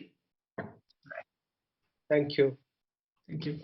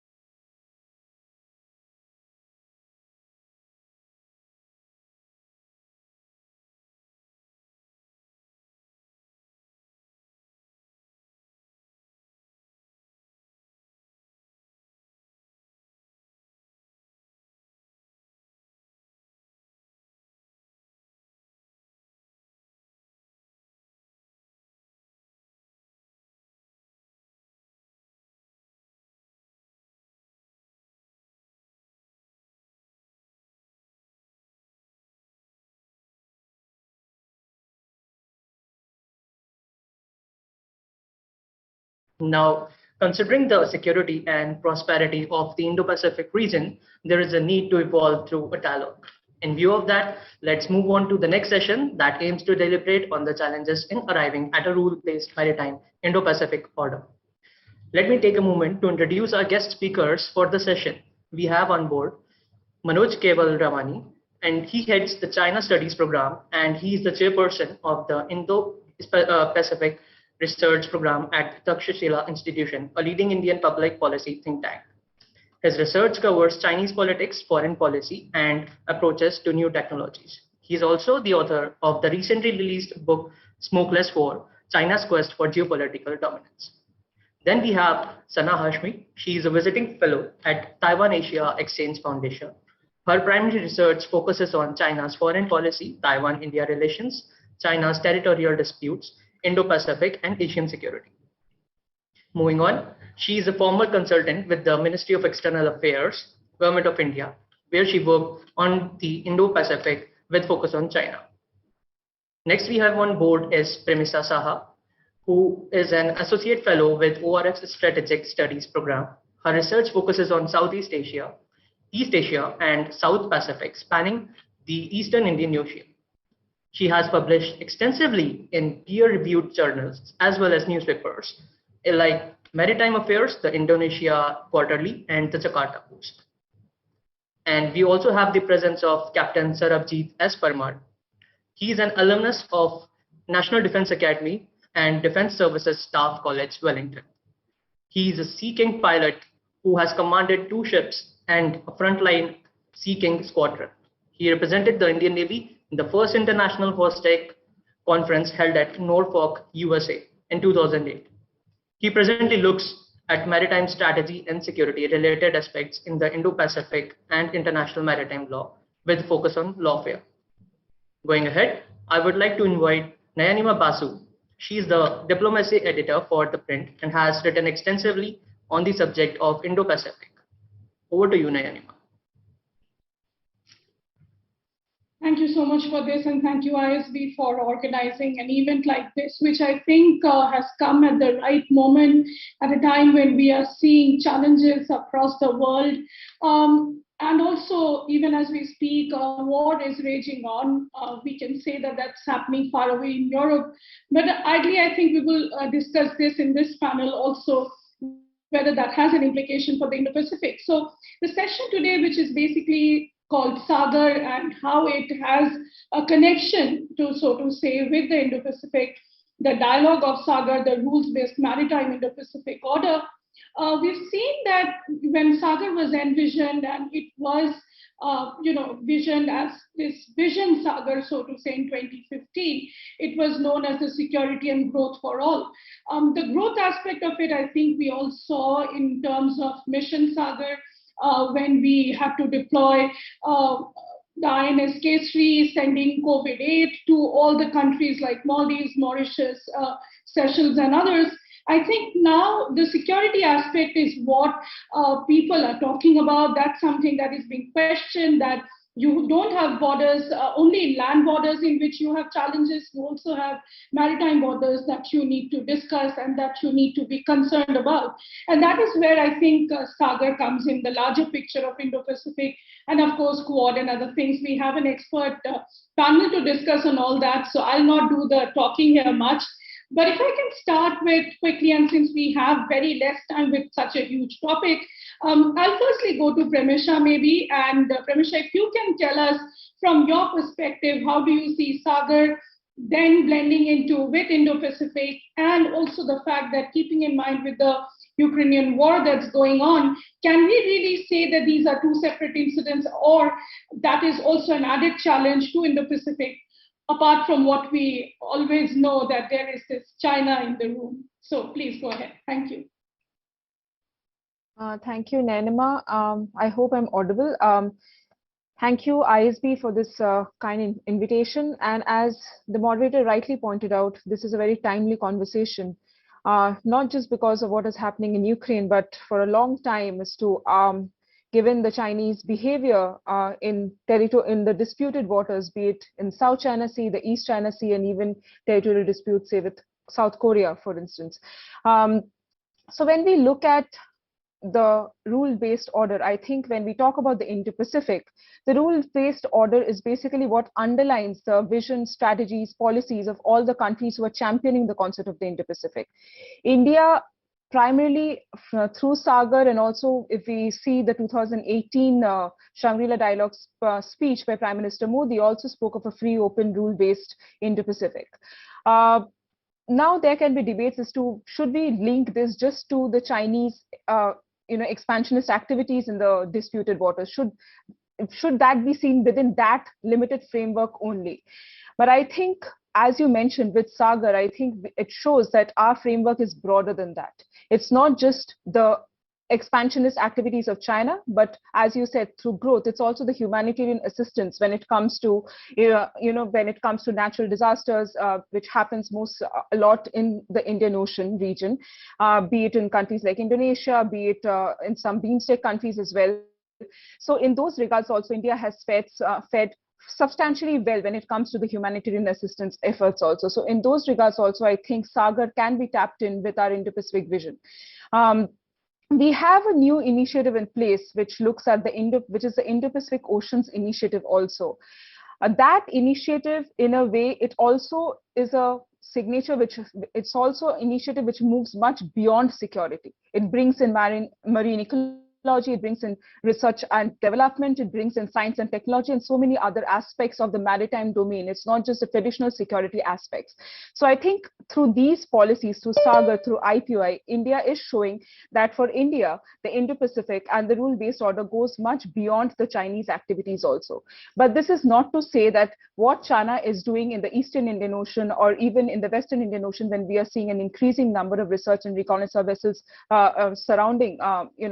visiting the Western Indian Ocean waters also, and even the Eastern Indian Ocean waters, that this should not be taken into consideration. This is obviously a very concerning issue for India, because in some way China's many scholars and even sometimes naval experts have also said that what China is doing in the South China Sea, can it also have an imprint in the Eastern Indian Ocean, which also is India's interest theater, for instance. So these activities also needs to be taken heed of. But we also need to move beyond that also. So both need to be seen in a continuum. It cannot be seen separately in compartmentalization. That is what I would like to say. But I think moving further, we will also be discussing what are the challenges. So I will not say it here. Maybe once certain discussion moves on, we can look into that aspect also. Sure. Thank you so much for that, Pranosha. So if I can next come to Sana.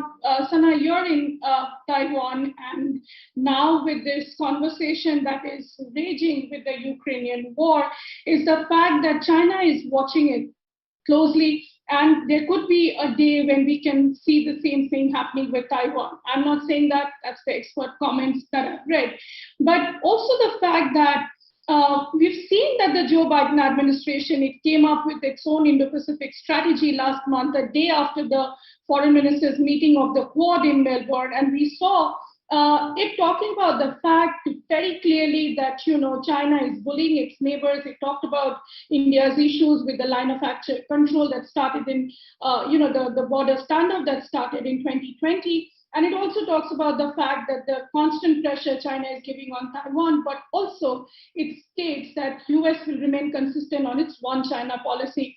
So if I can bring you here, Sana, can you tell us, how do you view this? How do you really see Sagar gelling with Indo-Pacific, and what's next after we see that the European order probably will change, may not change, but this will have an impact no matter what?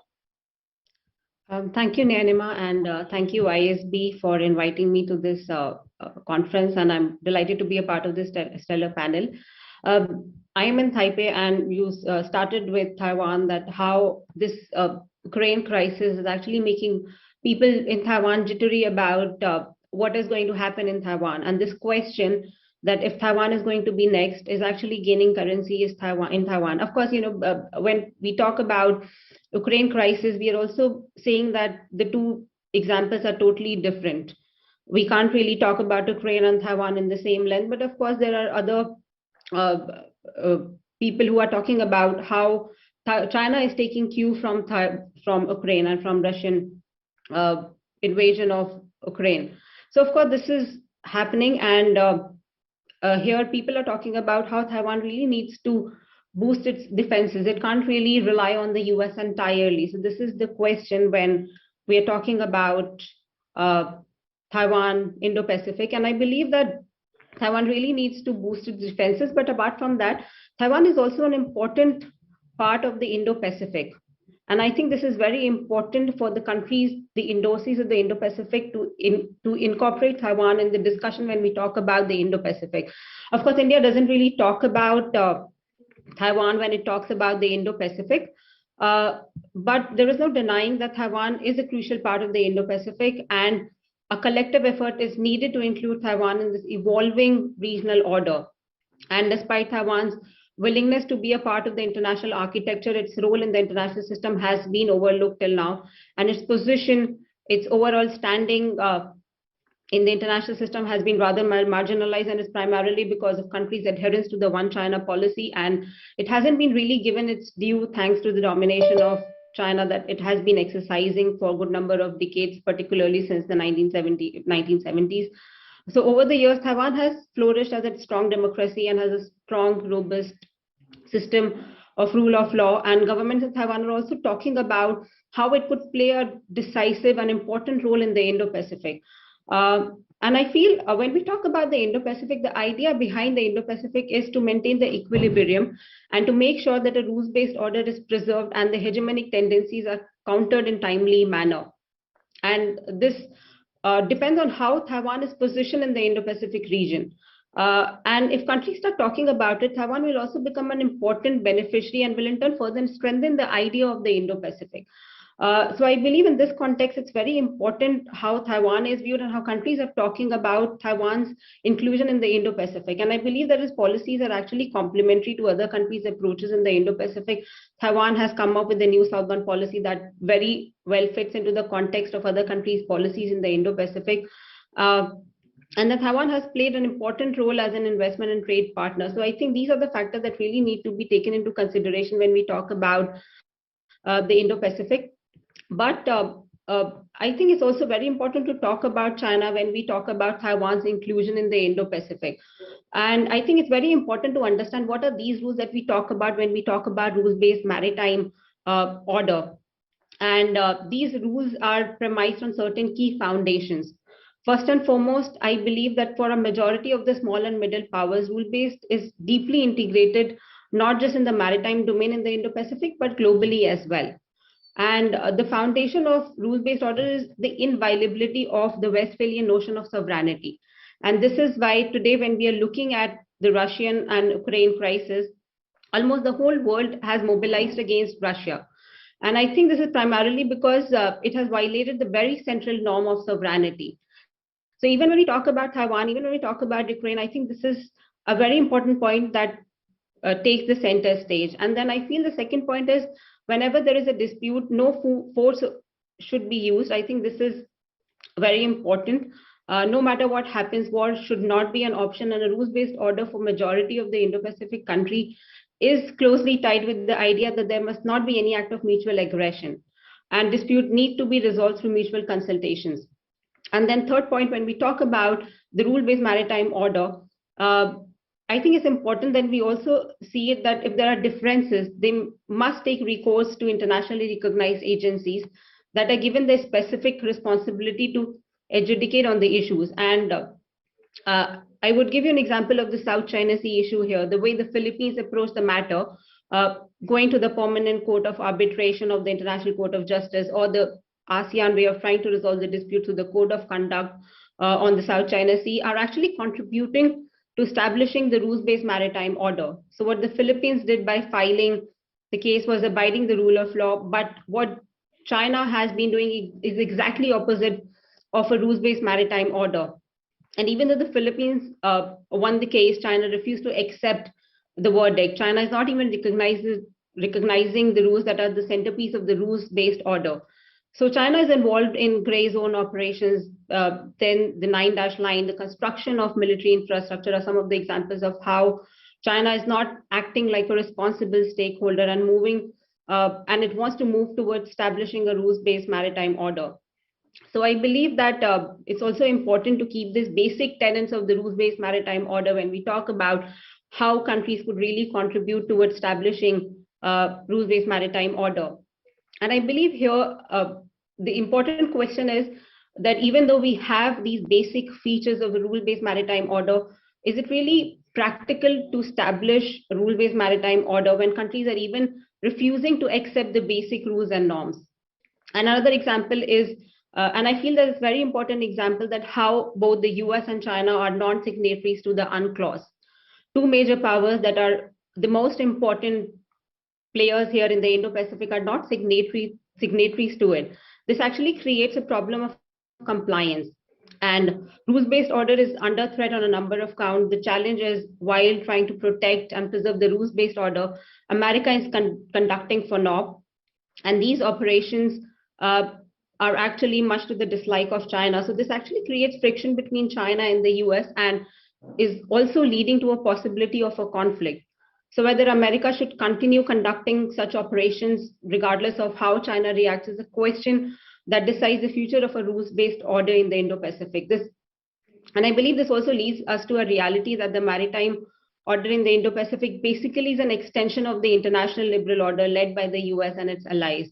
So the whole idea of the Indo-Pacific is, if we look at it from the US perspective, the Indo-Pacific is designed to perpetuate the status quo.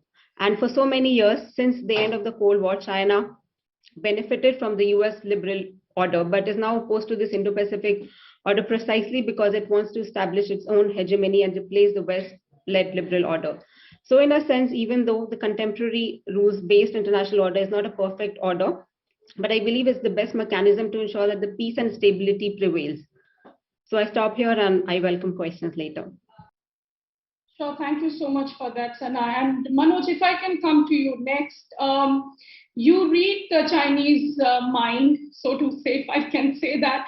But when we talk about rules-based order, as just now Sana was telling us, how do you think the Chinese read the rules-based order, and the fact that for them, Quad, Indo-Pacific are just, words. They really see it as a containment of China policy. So if you can give us an overview of that, and again, read the Chinese mind and let us know what is rules-based order for them. Thanks, Nanima, and thanks to ISB. This is a fantastic panel. And a lot of what has been said already, I agree with a lot, but I also disagree with some of the things. Let me just begin by trying to do some level setting. I think which Sana has done really well, where she sort of talked about the idea of a rules-based order. I'm going to talk about three broad points, right? First is, what is it that we mean when we say that we would like to establish a rules-based order? Second is, what kind of issues that exist in such an order in the maritime domain that we must deal with? And thirdly, so probably offer some provocations of how we can actually build an effective rules-based maritime order. So to start with, the first point, what is a rules-based maritime order? I mean, to me, it sort of goes back to the question of what exactly is an order. And I think that's sort of really, really important. I mean, in a broad sense, in the international relations sort of stream, where states are primary actors, an order refers to essentially, in its sort of broader sense, it refers to the absence of chaos or anarchy, right?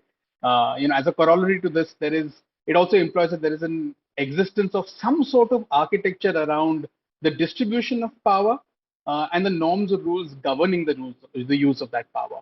And throughout history, we've seen many orders, right? We've seen, the Peace of Westphalia. We've seen bipolarity through the Cold War. We've seen the emergence of US unipolarity and the liberal international order, which Sana spoke about. And today, we're sort of in this state of flux, which people like Ambassador Shivshankar Menon like to call, that we're in a world adrift, which is in search for an order.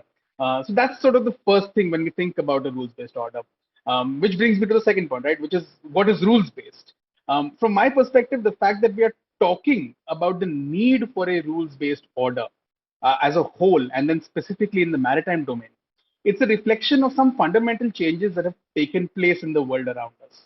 The first of these changes is that despite the strains that economic globalization is facing, and the situation in Ukraine and sanctions on Russia tell us also that we are going to see economic globalization under far more strains, because what companies are doing, even voluntarily, is going to give pause for thought in Beijing and probably even in New Delhi. But still, we know that economic globalization remains critical to the prosperity of nations. There's also an increasing recognition of the importance of securing the maritime domain as a key pathway for goods trade, as we become a much more connected world. And this is true for China, this is true for India. So there's a vested interest for all parties in this. Number two, discussions about the necessity of a rules-based maritime order are also reflective about the shift in distribution of power in the maritime domain, right? Particularly in the Indo-Pacific. Among the many actors that have become much more sea aware, and India including, conventionally we've spoken about India having this deep sea blindness, but there's greater sea awareness that we have. There's lots more, I think, that needs to be done, but there's greater sea awareness. But the biggest sort of change is obviously the rise of China, not just its rise economically and as a trader, but also the rise of China's maritime power, the PLA Navy's capacity development, its expanding footprint beyond its periphery.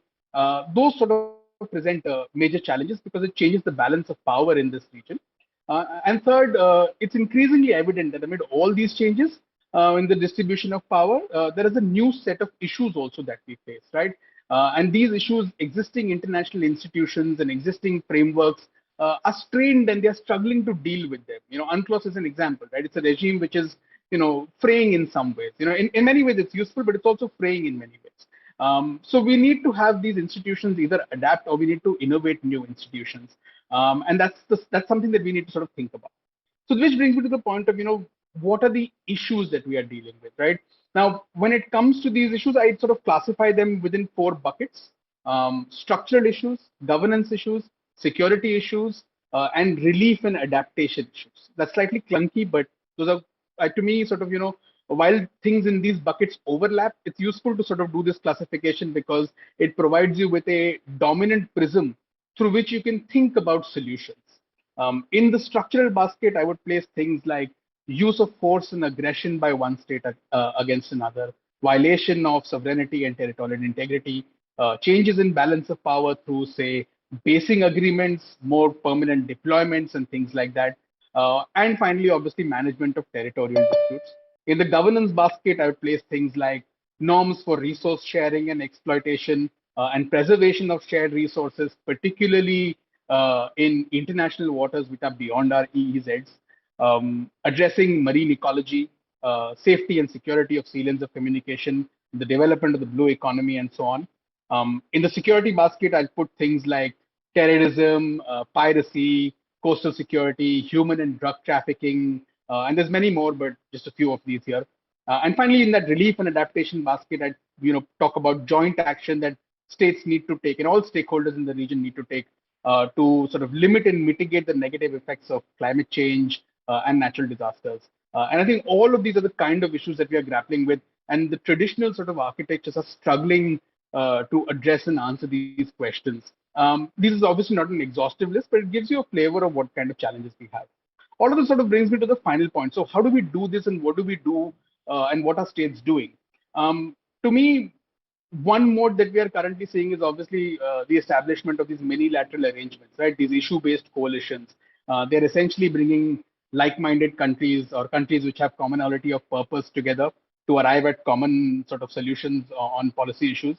And we're seeing different actors take leads in different areas, right? Marine plastic waste, marine ecology is one thing where, say, the Australians are doing much more. Marine transport and connectivity is something that the Japanese might be doing something more on.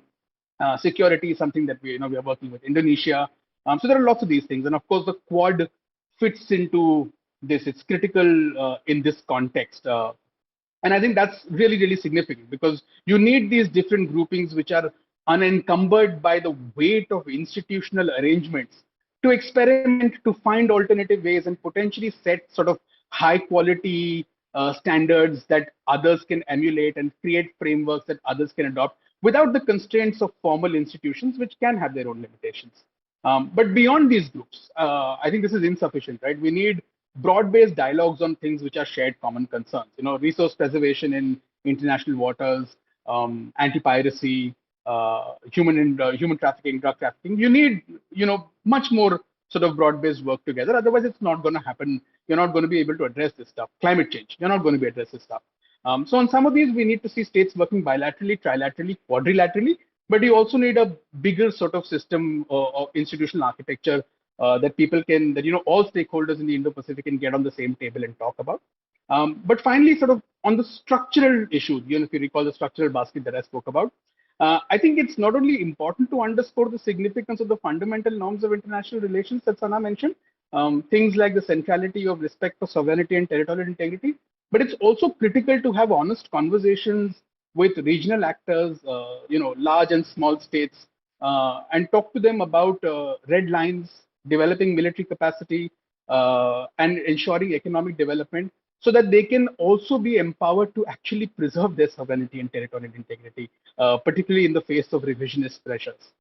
So that's broadly how I would frame the issue of maritime challenges and order building in the Indo-Pacific. On the specific thing of how that you asked, Nailima, about how China is dealing with this, I mean, my sense is that they view this flux as an opportunity, and they view it as natural to expand into the Indian Ocean and beyond, and that's what you're going to see more. And therefore, states that want to create an architecture which constrains Chinese action or constrains the disruptiveness of Chinese action will have to act much more quickly to create these standards. Lethargy will only lead to more disruption from the point of view of the shared rules that we want to create. Thanks so much for that, Manoj. And now if I can come to Captain Parmar. Captain Parmar, who would know the seas more than you, living and breathing in there? And the fact that, as they say, the seas and the oceans are going to be your next battlefield, and that's where the entire dynamics of all the kind of geopolitics we see around us is being played out. So if you can share your expertise on that and tell us what actually you mean by a rules-based order and how the Sagar framework fits into that. That's a tall order, but first of all, thanks to ISB for letting me participate in this wonderful panel and with some old friends. I think, first of all, let me make two general statements. One is that nations will always interpret international laws and conventions as per the national interests. That's one. That's a given. Secondly, I think we make a mistake when we paint the whole Indo-Pacific region with one brush. So everything falls apart there. The Indian Ocean region itself, if you look at the Northwest Arabian Sea, the dynamics are different from the Southwest Indian Ocean to that of the Bay of Bengal, down to where Oceania is. The dynamics of the South China Sea is different from the East China Sea and upward north to the Arctic. So you try to put everything together with the same nuts and bolts, you'll find the sizes don't fit. So I'd like to start with these two caveats. And getting back to, if you look at what a rules-based order, and I'm in general agreement with what Sana and Pramesha and Manoj have said, but I think it's just a question of sort of following the line as long as it suits you. That's one issue we need to look at. And again, as Manoj has set out, what rules, what is the basis of the rules? So let me just look at UNCLOS as an example. All right. UNCLOS has taken a huge beating in the last decade and a half, or totally. All right. But if we are going to premise RBO on the basis of UNCLOS and how nations should behave, number one, UNCLOS does not have a mechanism to ensure compliance. It's sort of a gentleman's shake hand out there. And when you look at a rules-based order, I'll give you the dilemma of what maybe India could face is that we want to follow, say, the rules-based order because now we are great friends with the US and the Quad is there and everything is there. But we have to be very careful when we look at things because insofar as issues regarding innocent passage of warships in territorial seas and military activities in the EEZ are concerned, we follow the same line as China and Pakistan. And there is proof because we have deposited ratification statements in this. But we're still great friends with the US. US does FONOPS, it's been covered earlier. If you look at the online reports from 1991 till date, barring a few years, there has been FONOPS against India every year. Didn't bother much. That's the US Department of Defense is obligated to give an annual report, so it doesn't. It's only that when they broadcast it as a press release, there was a little bit of hue and cry. But then again, coming on the heels of the change of the administration, I don't know whether it was sort of a signaling for something, but I think it could have been avoided. So there is a balance that nations have to take insofar as adopting a rules-based order. Because if you remember, Chatham House in 2015 had come out with the three things, which is a rules-based order should be based on: legitimacy, equity, and complacency. All three have taken a beating. I'm not going to give any examples here.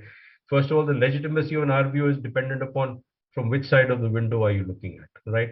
Your equity is always a question because you have, and especially in the Indo-Pacific, where you have so many nations from, if you look at our,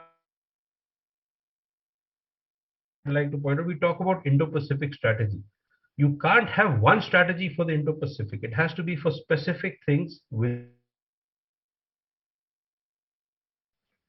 If we have said it is from East Africa to the west coast of the Americas, then our methodology or a strategy of, say, engaging the East African nations will be different from that of the island nations. Because as I said, the dynamics of these regions are different. So that's one way we have to look at it. If you are going to engage nations, if you're going to have a strategy, you have to put yourself in that nation's shoes. Smaller nations get overwhelmed by bigger nations. Imagine Comoros, if we decide to do things with Comoros. Put yourself on those three islands of Comoros, see what is their maritime vision, and then talk accordingly. It will be different when we have been doing it, say, with Japan, with Australia. It's a whole different gambit altogether. So therefore, these are things that we need to look at. And I've given you these examples of UNCLOS, which I think merit attention, because over a period of time, we are now working with the US. And again, when you look at Quad is something, again, it's a very loose conglomeration of four like-minded nations. When did Quad first start? We always refer to 2004, but we forget there were other nations who also did yeoman's work insofar as combating the tsunami was concerned. It's just that these four nations, I was there, and it was 6 nations, not only Quad. Then, of course, we all walked in different directions because China is such a hue and cry. It's taken 14 years, 14 saal vanvas, before you could have a little bit of that Malabar exercise once again. But having said that, let me say that my view is that you cannot connect Malabar and Quad together. There are two different issues. You talk about interoperability in the Indo-Pacific. So let's put Quad aside, let's put Malabar aside. One biggest issue which affects the rules-based order is the manner in which Quad is seen. Now it's been termed as a quadrilateral security dialogue. That's the biggest mistake. The moment you add security, red flags go up. What do the ASEAN nations say? Don't force us to choose sides. So if you want to have an RBO, if you want to follow certain things, if you want nations to sort of walk the line together till they drop off a bridge because some things are uncomfortable to them, then we need to make Quad not a security dialogue, but an approach. And this is where the Sagar and IPOI fits in. So if you had a look at the US Indo-Pacific 2022 strategy, I just came out with an analysis of it. It's available on our website also. So for the first time, the US has tried to say that Quad is not only security. They listed a lot of things that can be done, a lot of what Manoj has mentioned. It's all in one basket, but it's a little too late and it's a little too little.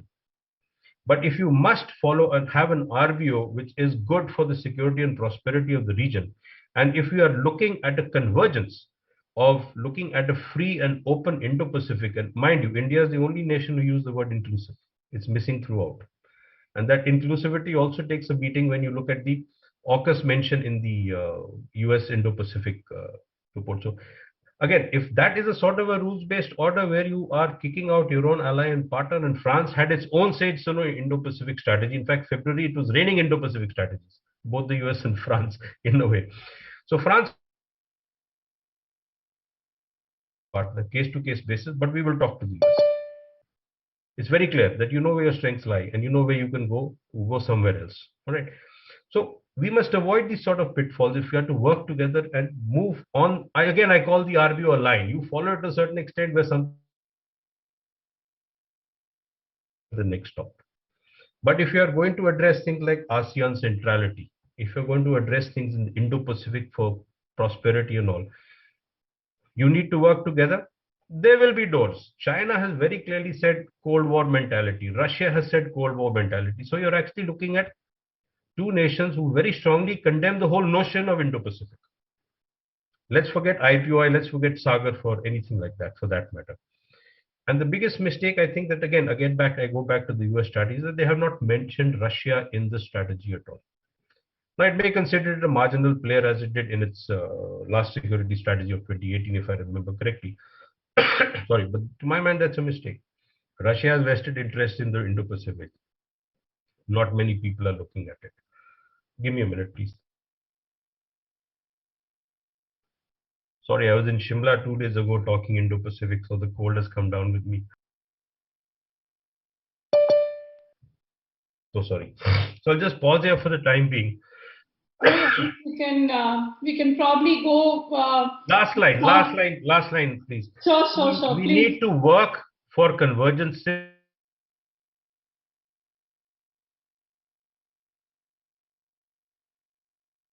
I'll pause here. No worries. So if I can come to Manoj, we are having a lot of questions, and I'll come to all the panelists. So there is this question from Mr. Mayank Mishra. What is the difference between a rules-based order and international law? Which suits India more? I think that's what Captain Parmar was also, trying to explain, and how he clearly stated where is and the validity of UNCLOS, so to say. So if you can address this question, that will be great. Thank you. Yeah, look, I think it's. I agree with Captain Parmar. Right, at the end of the day, it's about what will work in your interest, and it's not interest defined narrowly in terms of what did you gain in this one instance. You need to think of your interest from a strategic point of view. Having an international institution where everybody's on the table, say on issues like climate change and all, you need that, right? Because those are not things that you can address individually. But at the same time, you don't want to be in a situation where, say, the United Nations is today, where it is fractured and it cannot act on core issues. So on those issues, then you need to find ways in which you can build coalitions that work and actually identify solutions. So therefore, I look at rules-based in that context. Now, the difference of international law and rules-based in the maritime domain in the sort of Indo-Pacific today is the fact that you've seen that whatever international agreements you've arrived at, you've not been able to enforce them to a certain degree. States have been able to muscle through. So you need to, when you're building these rules-based orders, you're agreeing on a certain set of rules, and you're saying that this is what we think should be underpinning engagements, interactions, transactions in the region. And you build commensurate capacity and power to be able to enforce that. Now, whether that is enforcement, if you get countries on board and you shape behavior within the Indian Ocean region towards in a certain direction, then when you have the Chinese who are going to be much more active in the Indian Ocean region, countries will expect them also to play by those same rules. That's the idea of a rules-based order. Now, if you achieve that at the United Nations, great. If you are unable to achieve that at the United Nations or at other institutions, because they are fractured because of power differences and because of structural issues, then you achieve them in different formats and create standards. So that's where I see the difference. I don't see it as cynically as, it's an American, like how the Chinese do, like this is an American ploy to create whatever, to contain whatever. I think it's an approach because you're realizing that China's rise is fundamentally changing the balance of power. So how do you create these norms that will constrain its actions? China is going to be part of the Indian Ocean. It is going to be here. It is not going to go away. So we should not be thinking of the fact that we can block their passage or their activities in the Indian Ocean. What we need to do is, can we create certain norms by which the action is acceptable to all, the presence is acceptable to all, and it doesn't threaten our security interests also. Sure, and well, thank you so much for saying that, Manoj. That's kind of a dilemma even we journalists face. But coming to you next, Pramasha, also on the fact that when we talk about growth for all, and you were also talking about the COVID assistance that we give, and the fact that it is also Mission Sagar, there is this question from Mr. Syed Rabet that in the context of the Setu Samandram project, how do you think it comes within the growth for all aspect, and if that is going to help the Sri Lankan or the Maldivian economy, the Maldivian ecology? Do you think that is also something that we need to look at rather than just the security aspect of it? Actually, before I answer that question, I agree in a lot of things with what Captain Parmar said. I remember we used to discuss all this a lot at NMF also when we used to work together. I mean, yes, I clearly remember this in differing interpretation of when I said that we should be looking at the challenges also. I wanted to say this that time only, but this differing interpretation of international law, I think, that has in a big way, it affects the rule-based order discussion in the very first place. And also how we perceive the China threat, for instance. There are differing perceptions of that as well. Say, for instance, how India perceives China as a threat, both at the land and at the maritime borders, right? But say the way probably Australia views China as a threat, given the geographical distance and the kind of threats that they face, it's more in the cyber domain. And also they are in ways participating with the US in the South China Sea exercises also. But the way threat is perceived of China is also different, even if you are in a similar platform, let's say like the Quad, for instance. So these kind of things also have to be kept in mind. When we talk about ASEAN, Sana mentioned about the code of conduct and the Philippines' case. But how maybe that is contributing to the discussion on rule-based order. But how much has that actually contributed in keeping this dispute in control also needs to be asked. ASEAN itself is divided on what kind of a stand they want to take on the South China Sea dispute, for instance.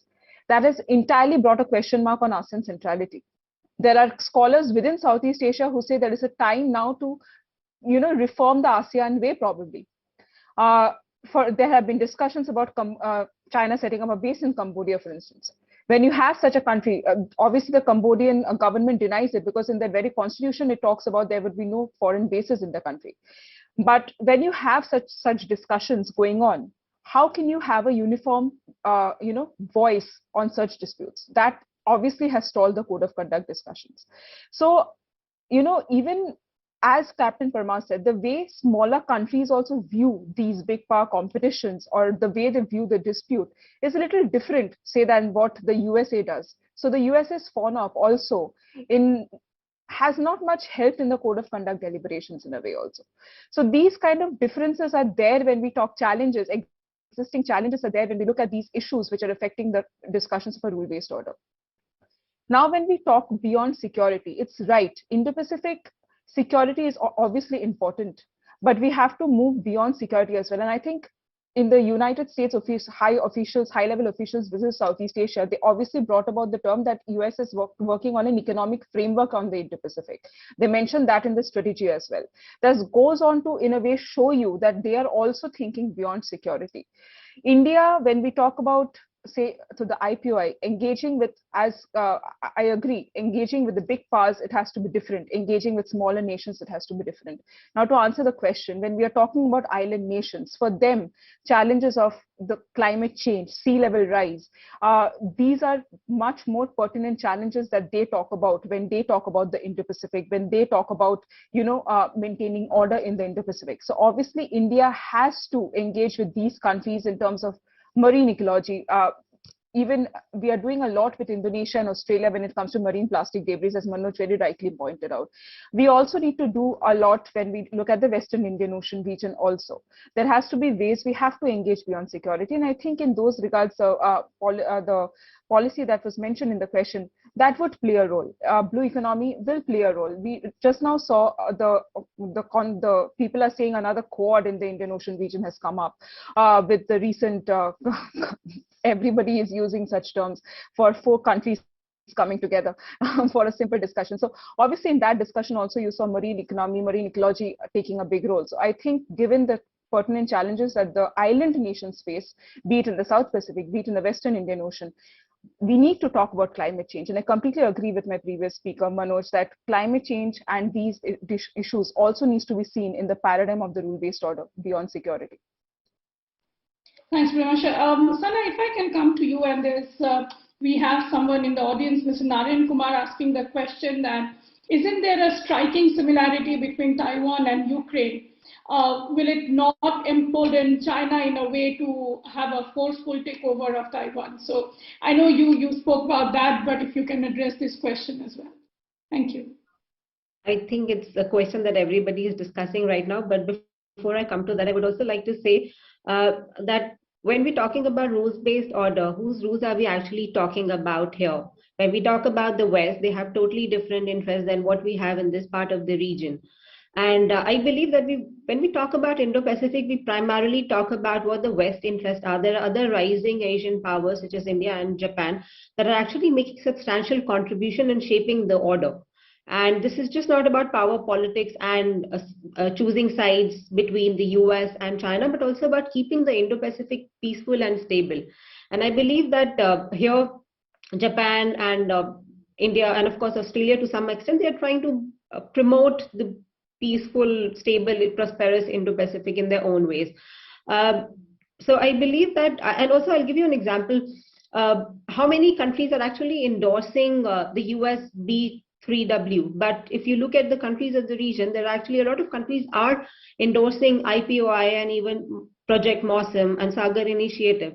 So I think when we talk about India's contribution in ensuring the rules-based order in the Indo-Pacific, there's not much discussion towards the positive aspect of it.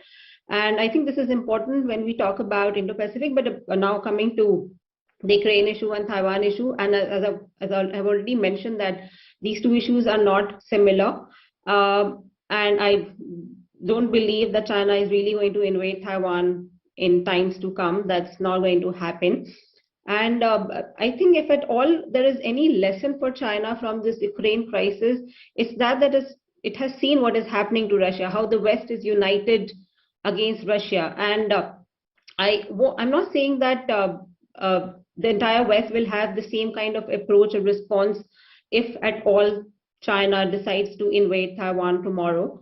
But China has seen that. And if you look at it, there are not a lot of Chinese aircraft that are actually invading into Taiwan's ADIZ right now.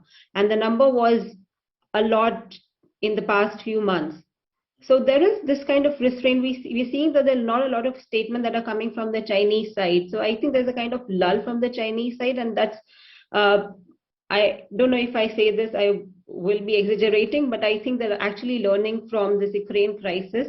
And they're really trying to not escalate the situation, not really increase the stakes in the Taiwan Strait right now. Thanks so much, Ramesh. Narima, if I can just add to what Sana just said about China's perceptions of Taiwan. I mean, if you just go back to Li Kechan's work report that he delivered last week, there's an interesting line in there about Taiwan, which talks about, that it's an issue to be settled in the new era. Now, how long is the new era? 2049 or till Xi Jinping lives? So I don't think it's an immediate threat that, and the conflation between the two is misplaced. I agree with Sana. No, and also, if I may, I'm living in Taiwan, and I know when I talk to anyone in India, be it of officials and think tankers and journalists, they always ask me what is happening in Taiwan. Is life safe? And you go out, you look around, I think it's much more safer than in a country where there is no conflict or difference of opinion with their neighbors. So it's a very safe place. There is no threat of invasion from China. Very good. You said that, Sana. Thank you so much also, Manoj. Captain Parmar, if I now can come to you and ask you the question that, I've been asking a lot about the fact that, and you also talked about it, is how Russia is sort of interested in the Indo-Pacific. You can, explain in your own terms, but we've seen how India made those overtures to Moscow, stating that, you are also a part of the Pacific setup, and we would love to have you within the Indo-Pacific framework, and it has got nothing to do with you. So if you can explain that a bit, and I'm sure that's going to be very interesting, especially at this point of time. So before that, Sana, on the lighter side, remember there's always a lull before the storm. So I do share your optimism, but that's on the lighter side. We'll come and get you, don't worry. We've been doing that for many of our people across the world. Okay, getting back to Russia. So let's see how Russia is getting involved in the Indo-Pacific. It's done exercises with the Chinese. If you remember, it's done an amphibious exercise with the Chinese many years ago. That too, I think it was, if I remember, somewhere in the Kuril Islands, which upset the Japanese quite a bit. One, it also sent some red flags across the whole of Southeast Asia, because China was still flexing its muscle, if I can put it at that. So, and we all know that an amphibious exercise, what it means. One. Fast forward, it's exercising with Pakistan. So if we ask the Russians why Pakistan, they said, all right, you're shaking hands with the US, but we are still good friends. That's one issue out there. And a couple of years ago, when the Russians lifted the sanctions against Pakistan, Pakistan went to Russia and asked for armed helicopters. Then, of course, the deal didn't go through. I can only like to believe that perhaps we put pressure on the Russians and said that you can't do this. So Turkey.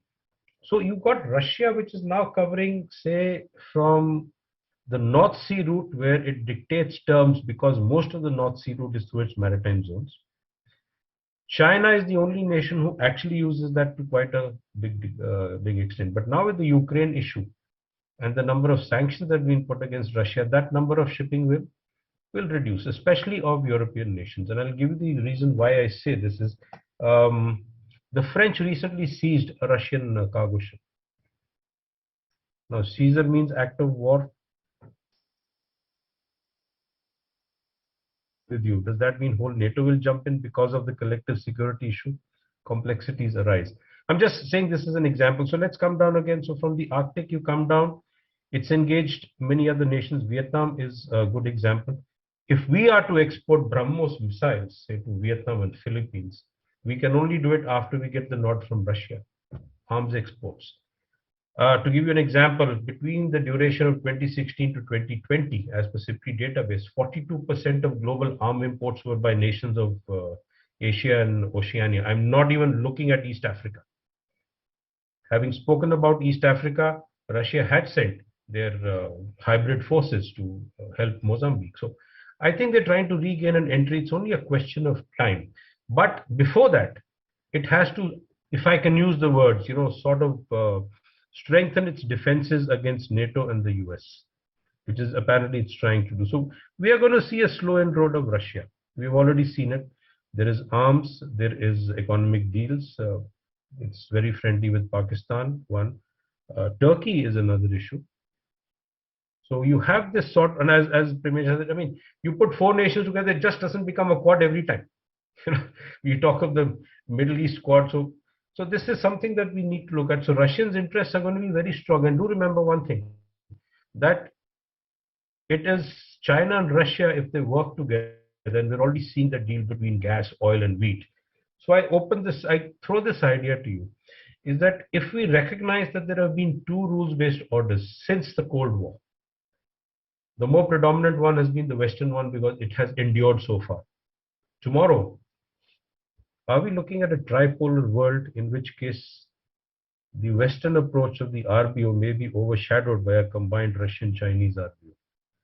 That would be a great cause of concern. Question. It's something that perhaps we should look at. Thank you so much for that, Captain Parmar. So if I can ask all panelists to give me one line each, in the sense, not really one line, but just from your understanding, what's next basically that you see for Sagar, the Indo-Pacific Quad? How are things shaping up? As we look at a post-pandemic world, do you think supply chain links and also the trading linkages, which we've not spoken about, but also with security that comes in, how do you see the future of Sagar from now on, especially after the war is over? I don't know when that will be, but how do we see things? What's the future of Sagar? Thank you.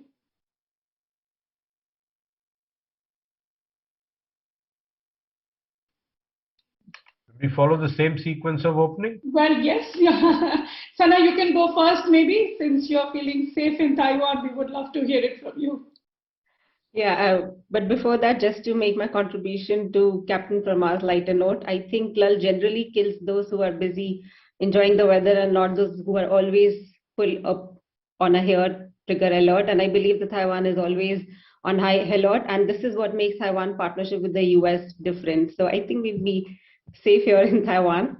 But to answer your question and to conclude my remarks, I would say that rules-based order would actually mean addressing shared concerns, that like-minded countries who are coming together, who have common interests and shared concerns. So I think this is the idea behind the Indo-Pacific and rules-based order. But for that, what we need is transparency, inclusion, and joint approaches are needed, where interests of like-minded countries are taken into consideration. Thank you. Sure, thanks. Premasha, you would like to go now next? Yes, sure. What I would like to conclude by saying is, as Sana rightly mentioned, the shared challenges, though sometimes it's a challenge also to see what are your shared challenges and shared concerns. But at the same time, I think that is where the minilaterals roles have to come in actually in play, where they actually outline in every meeting and in every joint statement that they come up with after every meeting, the actual shared challenges, and not just among themselves, but also of the other stakeholders in the Indo-Pacific region, the smaller and the middle power countries also, to sort of see as the four leading powers, what interests can they cater towards the middle powers also, how the middle powers' interests can also be taken into consideration. I think that would be important to understand when you are trying to do something for a country, what that country actually needs out of you. Understanding that is very important, and in accordance with that, understanding what are the specific challenges, then addressing and coming up with key solutions. I think that in totality would contribute to a rule-based order in the Indo-Pacific. Sure. Manoj, can we have you next coming in with your... Yeah, I think I can conclude by saying that my hope is that we will see more rules, better rules, and more order. My concern is that we will not see better rules, we will see more disorder, and we are likely to be in a position in India where instead of finding ourselves with more options, we will find ourselves with far more constraints, and we'll find ourselves facing very difficult choices. A lot of how we navigate those choices are going to be about also what sort of capacity we develop internally, with our own naval capacity, with our own economic capacity in our region. And I think that we need to be ready for that. I think it's a tougher time going ahead, particularly in the light of what's happened in Ukraine. Thank you so much. And Captain Parmar, the last word from you. Thank you. So Henry Kissinger a couple of years back in an interview said we're living in dangerous times. I think he was quite clairvoyant at that age. So that's one. Insofar as Sagar is concerned, there are a lot of things in the basket. Neighborhood first, Act East, Look West, and now the IPY. But to get more nations on board if we have to activate the IPY in a way. And although we have France, Australia, Japan, and India has taken on 2 leads, and of course Indonesia is a Vincent, but we need the middle powers to come on board. The middle powers are important in any structure. It's like the middle income group of a nation. We've got to get them on board. Our packages have to be more attractive. And insofar as working this out and also a rules-based order is what I said earlier before my cough took over me, was that we got to work on convergences and work around divergences. And that we need to settle. Your bilaterals, multilaterals, trilaterals will all help. But it needs to be done sooner, or there will be a little too late. Thank you.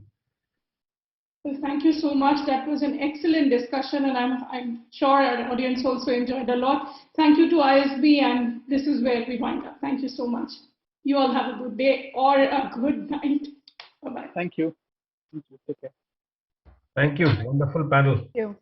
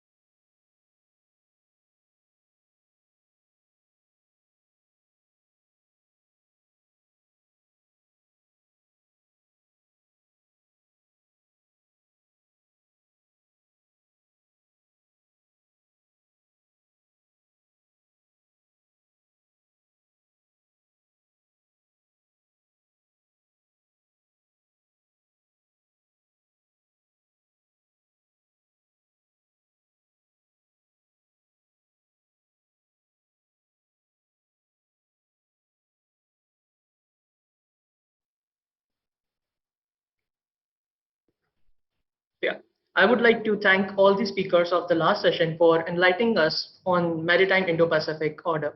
And let's move on to the last session for the day, and that aims to focus on measures that promote resilience to these 21st century transnational threats, focusing on climate change and natural disasters. Please allow me to introduce the speakers for this session. We have on board Eri Nathan. Eri Nathan is Indo-Pacific Regional Coordinator at the US Embassy in Colombo, where he coordinates development of Indo-Pacific strategy activities in South Asia. He also served in Washington, Nepal, Spain, Iraq, Colombia, and Mexico.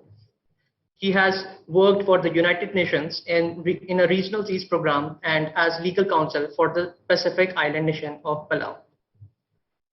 Moving ahead, we also have Rachel Fleischman on our board, who is a senior fellow for Asia Pacific at the Center for Climate and Security.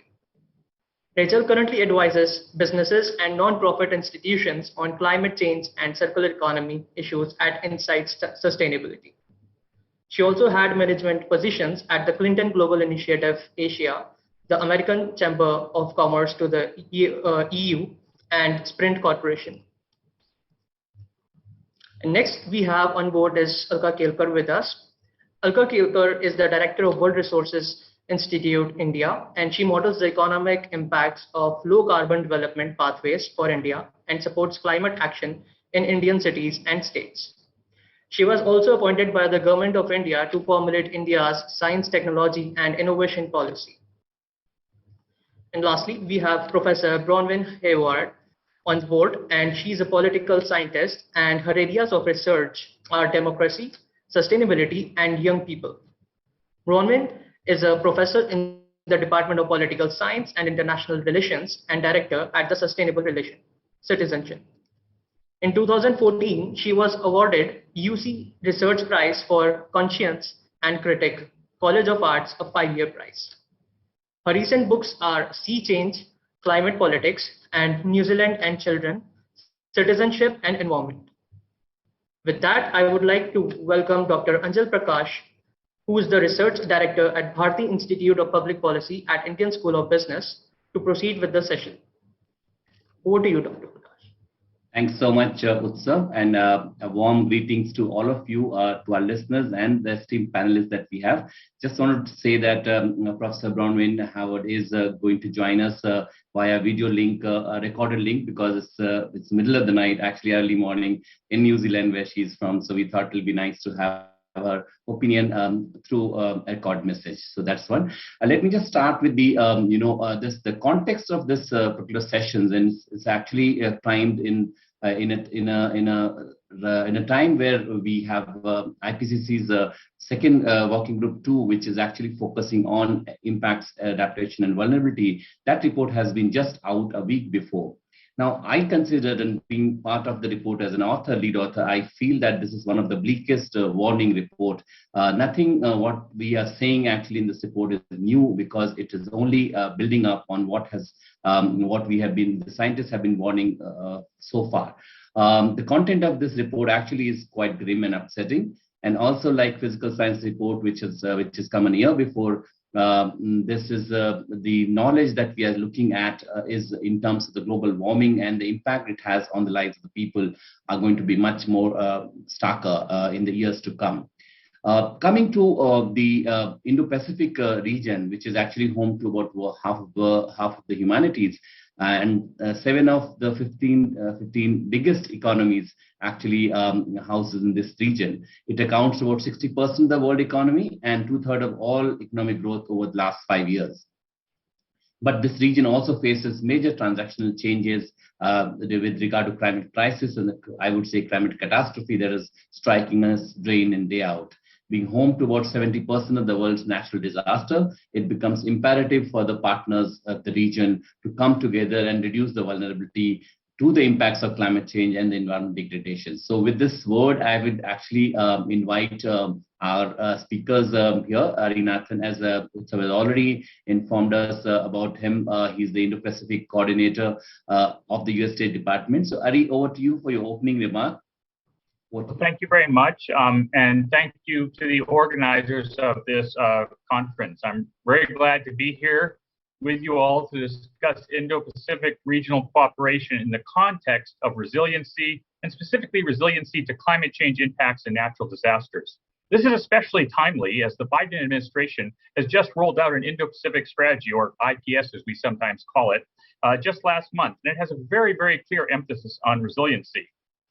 The Indo-Pacific strategy also notes that our approach cannot be accomplished alone. Changing strategic circumstances and historic challenges requires unprecedented cooperation with those who share in this vision, end quote. And I think cooperation is one of the keys to addressing climate change and building climate resiliency. Interestingly, the introduction to the Indo-Pacific strategy specifically notes when discussing challenges to the region that, quote, climate change is growing ever more severe as South Asia's glaciers melt. Now, the melting glaciers of South Asia are definitely something that we're all familiar with. We've seen the photos of the disappearing glaciers. We know that what's sometimes called the third pole is slowly disappearing. And there's estimates, on how fast and how much the glaciers will disappear.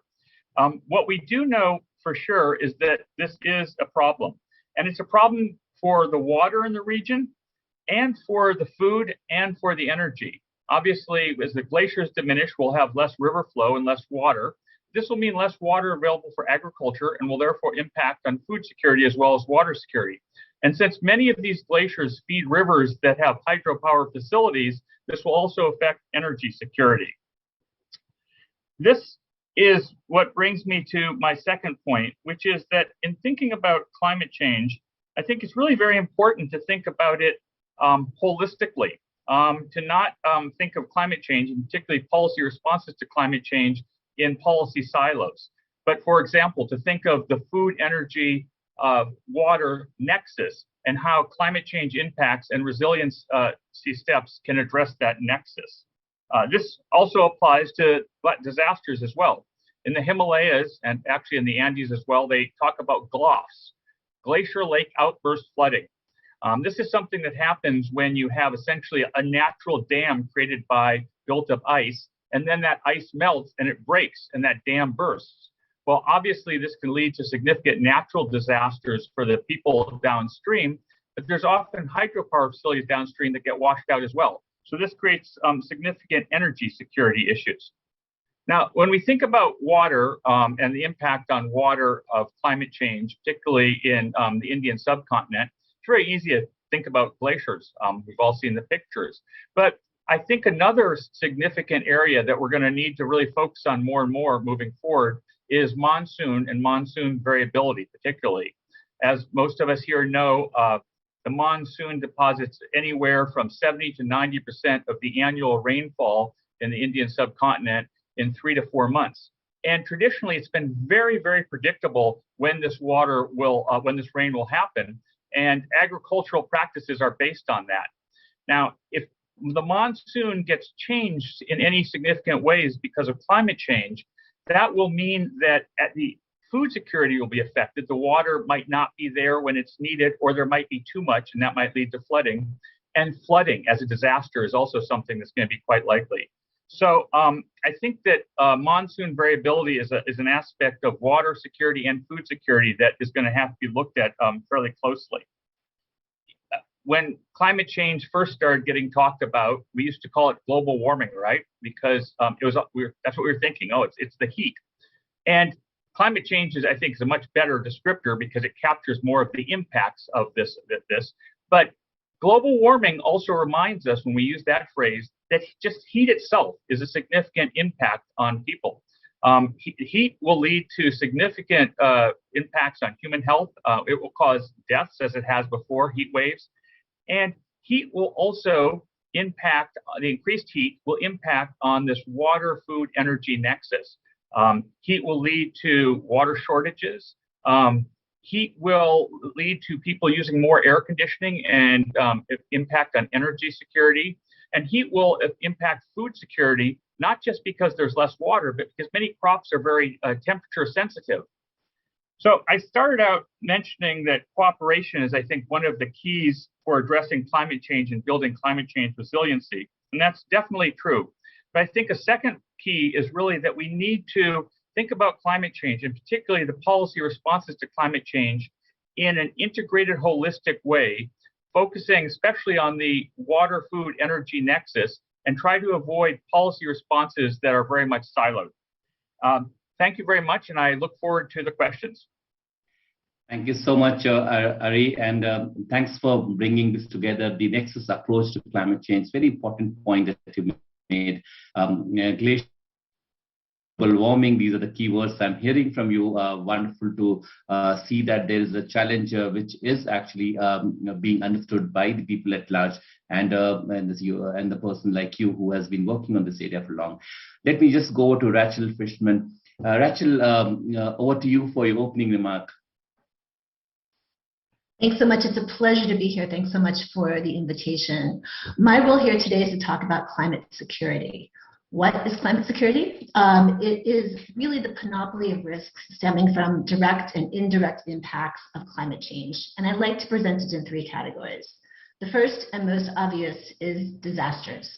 So as the number and intensity of storms grow, so does the need for rescue missions. More and more militaries are creating dedicated forces just for this purpose. In fact, the Indian National Defense Force has been around since 2005. Japan's been sending forces abroad to help its neighbors since the 90s. The Sri Lankans have been doing so for about 10 years as well. It's a mission that's not going away. Secondly, for militaries, it's about maintaining operational readiness.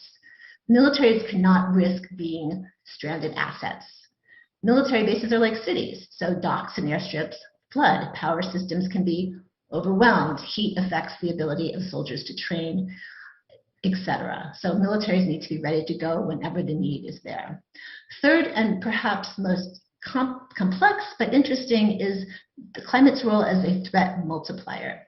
Climate change exacerbates the factors that spark societal tensions, environmentally induced migration, state fragility, and conflict.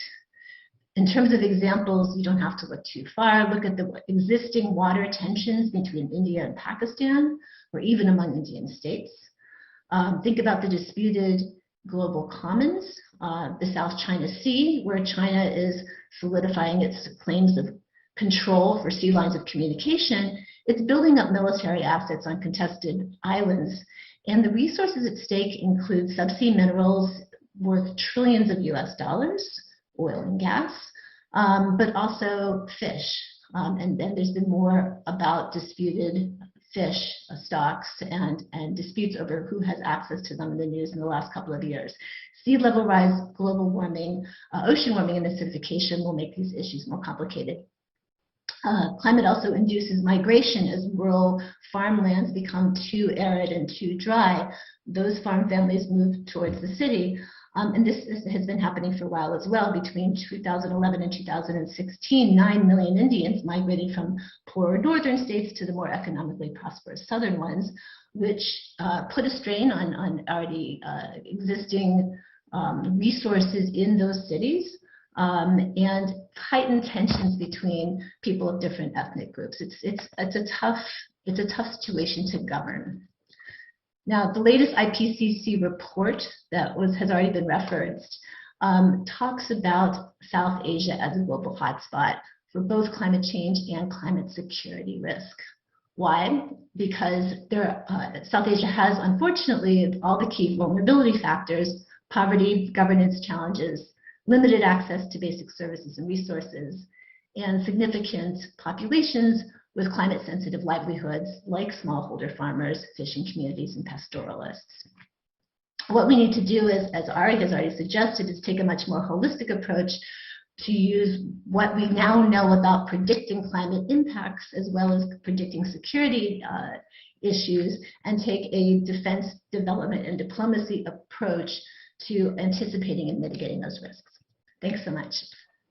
Thanks, Rachel. Climate change is a stress multiplier, as you said. I couldn't agree more with you. And also that the recent IPCC report is telling us that the hotspot of the region is where we are speaking from. So thank you so much. Let me just cross over to Dr. Ulka Kelkar. She's the director of World Resources Institute. Ulka, over to you for your opening remark. Thank you very much, Angel, and thanks very much to the organizers for inviting me to speak in this event. I'll start by mentioning a couple of points of context. You spoke about the new IPCC report, and one of the aspects that the IPCC report emphasizes is the risk of compound and cascading effects. So it's not just one impact, one extreme event, but a chain of these. And our region, the Indo-Pacific region, is certainly very vulnerable to these compound, cascading, and indeed transboundary risks. The second important point of context that I wanted to mention is that during COVID, when climate disasters hit the countries of the region, there was a very direct impact on the domestic finance or domestic budgetary spending on adaptation and resilience building. Fiji, for example, had reduced or had to reduce its budget, its domestic budget on adaptation and resilience by 40% in 2020 compared to the previous year, and there was a similar decline in 2021. Indonesia, for example, cut its domestic budget spending on resilience and adaptation by 20%. And this is while, for example, Fiji was hit by Cyclone Yas, and the pandemic, of course, was a problem. So one of the things that is happening is that some of the more vulnerable countries in this region are falling deeper into what is being called and acknowledged as climate debt. They're becoming doubly impacted by the pandemic, by climate disasters, and the fact that climate finance that is coming to them is in the form of loans rather than grants. So this is really the backdrop against which we need to discuss regional cooperation. 2 points on what India can learn from this region. I think Bangladesh and other countries have been very successful in reducing the mortality due to climate extreme events, because they've really succeeded in early warning systems, evacuation, and other forms of disaster preparedness. So we can all learn from these examples, these experiences. The second is countries like Bangladesh, Nepal, and others have local adaptation plans. So adaptation planning is not just a top-down policy setting exercise determined by the national government, but by local municipalities, village councils, districts, and so on. What can India do in leading efforts around regional cooperation and bring together countries of the region? I think just as a few years ago, India introduced this concept called the International Solar Alliance. Similarly, in the last few years, we are seeing a lot of discussion about the Coalition for Disaster Resilient Infrastructure. And this is really crucial because the economies of this region are booming, they're urbanizing, their populations are growing, and a lot of infrastructure is being created. Transport infrastructure, energy infrastructure, all of this needs to be itself resilient to climate disasters. And the second point that India can take a lead on is this whole issue of insurance. Typically, insurance provides a very useful way to prepare and bounce back from the risks of climate change. However, the kinds of risks that we're talking about, remember the compound, cascading, and transboundary impacts, it's going to be very difficult for a region or a country to bounce back unless there is insurance or risk pooling over the larger region. And here the countries of the region can actually come together and create a kind of regional insurance pool in a way that if one particular country or region or sector gets hit by a particular kind of disaster, the risk can be diversified against other sectors, other parts of that region. So this is something that complements the Coalition for Disaster Resilient Infrastructure. It's something that brings together country economies, private sector banks, private sector insurance companies, as well as multilateral agencies who provide the backing or the reinsurance that something of this magnitude requires. So let me end with that, and happy to answer more questions in the next round. Thanks, Zulka. Compounding and cascading impact of disaster and the local level planning that I hear from you is wonderful interjections and contribution to the issue that we're discussing at this moment. Let me cross over to Professor Bronwyn Howard's recorded message. Actually, I had picked up an earlier conversation with her. I started asking her what are the key points. She's a fellow IPCC lead author, and I asked her what are the key points from the IPCC report that is actually impacting the Indo-Pacific region. So listen to her recorded message. Over to Prashant. Please play the recorded message from. Well, I think there's probably about 5, but if I can just very briefly, the things that I think matter. The evidence is telling us that we are moving much more quickly than we expected to reach the limits of what we can adapt to, both the soft and the hard. And that's partly because we have a lot more evidence now about the impacts, but we only need to see the effects of compounding and cascading disasters that we're seeing. Here in Australasia at the moment, there are 500,000 people being evacuated yesterday from large floods, but we've seen the cyclones, the issues of air pollution combining with heat, creating very toxic and dangerous conditions. And people only need to know that to understand what compounding and cascading events means, the way that they move through systems and affect much wider areas as well. The other big issue that's facing all of our communities is that about 40% of the world, that's about 3.5 billion people, are now highly vulnerable to climate. And that's people who are particularly in the lowest incomes, disabled, indigenous, elderly, marginalized, and children. And so while this has got a particular focus in Asia and Africa and Central and South America, it's also within cities. And of course here for the small island states in the Pacific where I am. We also need to think about taking action immediately and building for the future. So there are 2 sets of problems. There are problems from the legacy of cities that are already established that have not built for the new kinds of risks. And then with this massive urbanization that we're experiencing and going to experience in the next 20 years, we need to be ensuring that we are preparing and building in for these higher climate risks. But it's not just our kind of seawalls and the hard infrastructure. It's thinking about both the green infrastructure, the working with nature and environment, but that has limits. Once our temperatures get over 1.5 degrees, we are really all in this region facing really significant limitations on what we can do with our green nature solutions. So also our underlying social infrastructure, our social income, our education and our health systems are critical, and they're tested already to the limit.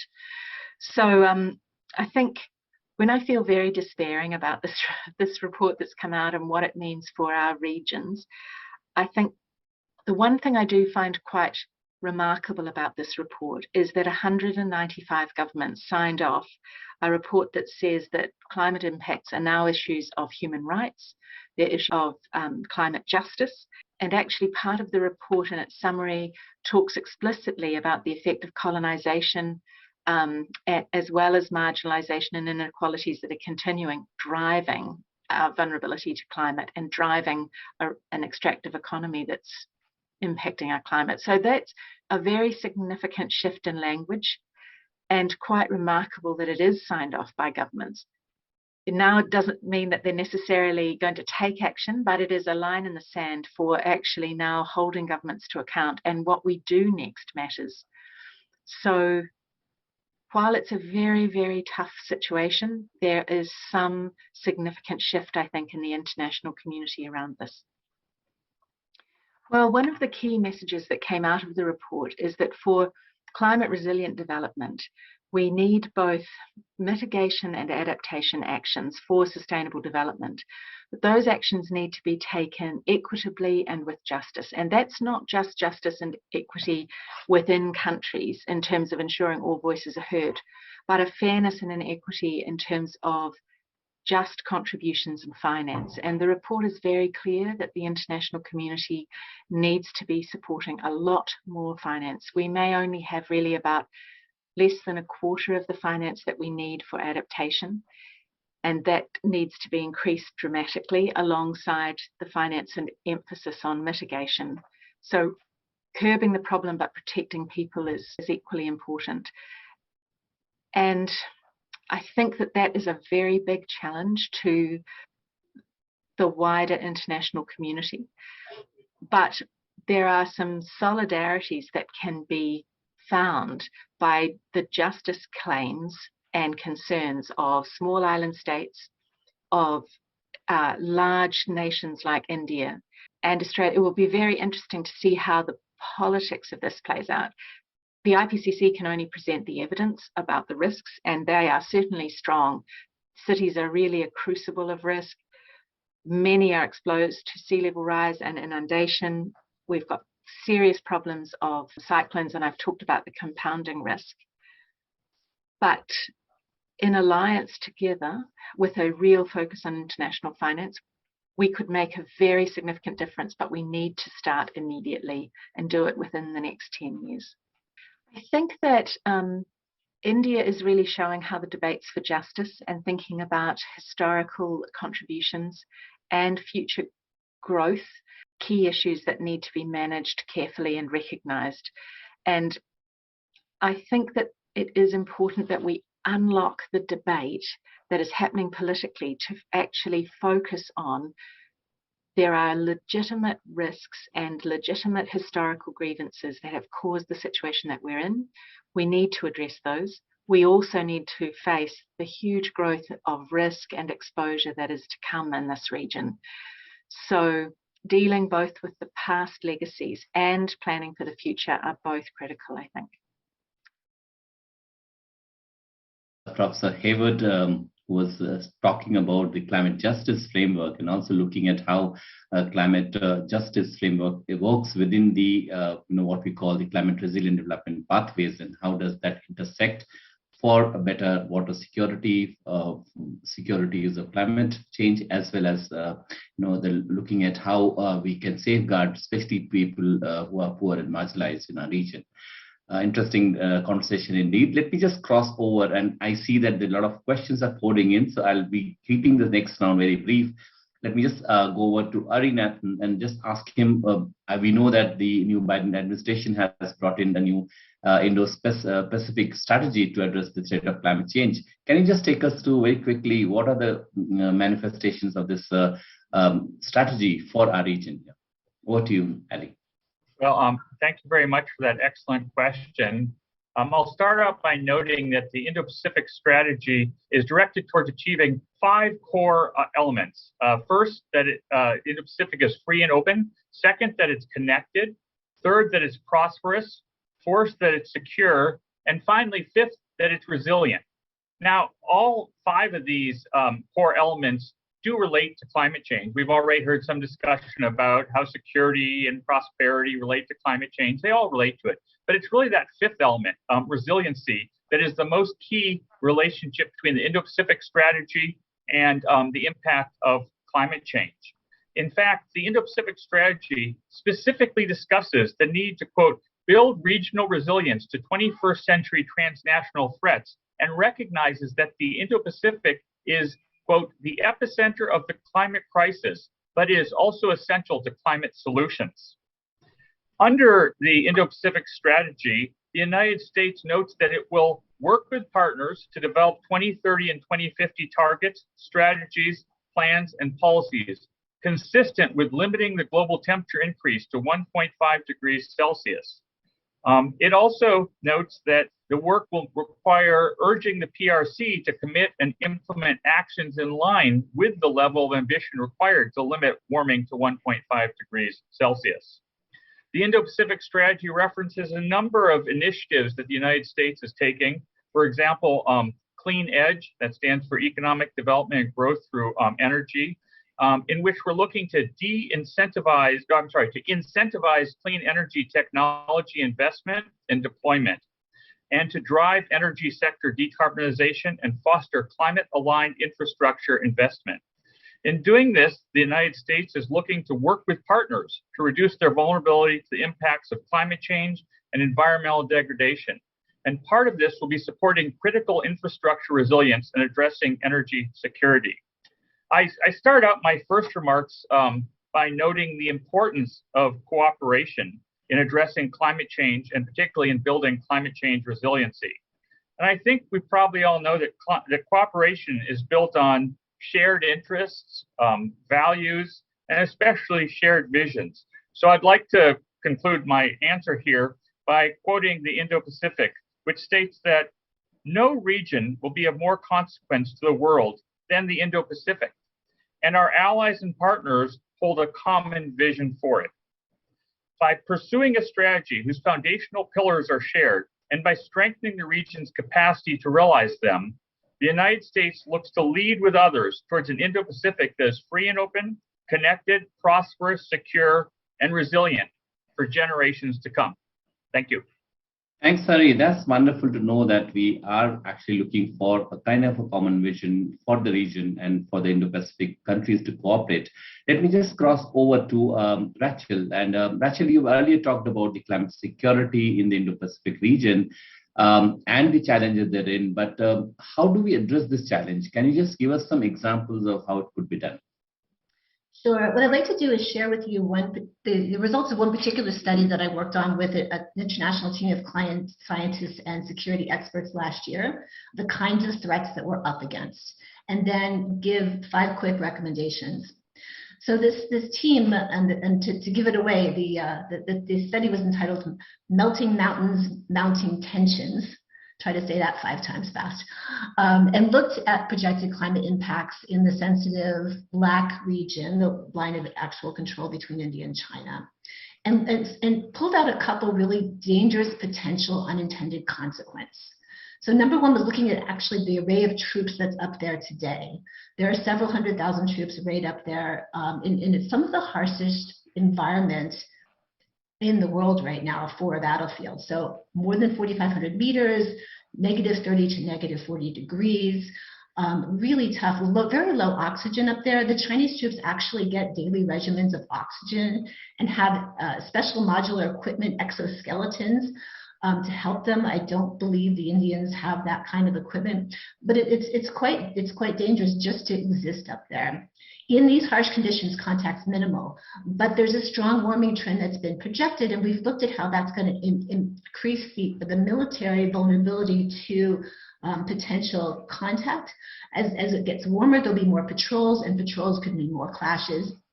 The warming also portends landslides and avalanches from those GLOCs, the glacial lake outburst floods that Ari mentioned, are a real threat up there, which could further endanger the troops and set off conflict. A second set of unintended consequences comes from the variable water flow of the Yarling Tsingtao, which becomes the Brahmaputra. There's already floods every year in Arunachal Pradesh and Assam states, and no transboundary river management treaty exists. Thus, it's difficult to know whether increases or decreases in water flow are due to manipulation or just nature. Downstream populations are sometimes suspect of what the Chinese are doing upstream, and the risk is actually really an attribution error of attributing Chinese action when actually it's just climate change. There's a complicating factor in that in November 2020, the Chinese announced that they're going to build a 60 gigawatt dam at the Great Bend, just about 40 kilometers north of the border, which in itself it's a seismically unstable area. It's going to create a lot of construction and therefore probably increase variability in the short term, although it actually could be positive in the long term in terms of flow control. So there is a potential there for the next 10 or 15 years to have even more variability, even more finger pointing, which could be dangerous between two nuclear armed states. And these are problems that you can solve with a little bit of transparency and a lot of data and a lot of trust. So what are the strategies? Let me just talk about 5 strategies really quickly. First, project climate impacts and overlay mapping with known security risks. Once you know where the climate change is going to hit, where the security risks are, you can start to plan, equip, build scenarios, build military and civilian resilience accordingly. And particularly as this is a B-school audience, systems thinking is particularly important here. Water systems, sanitation, food, heat and cooling, transport security need adaptation and resilience in a very holistic, systemic way.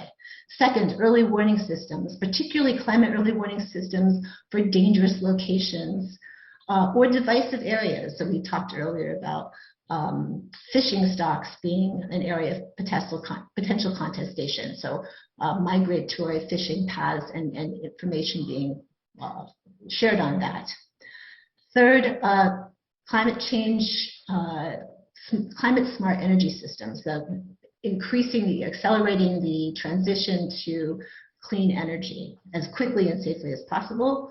Fourth is something I like to call data diplomacy. We need trusted, transparent sources of data that can prevent disputes or prevent them from escalating. This would be useful not only on the India-China border, but in places like the Mekong, where again, you've got multi-state situation with river water control and dams, which are of course incented by the need for clean energy, but downstream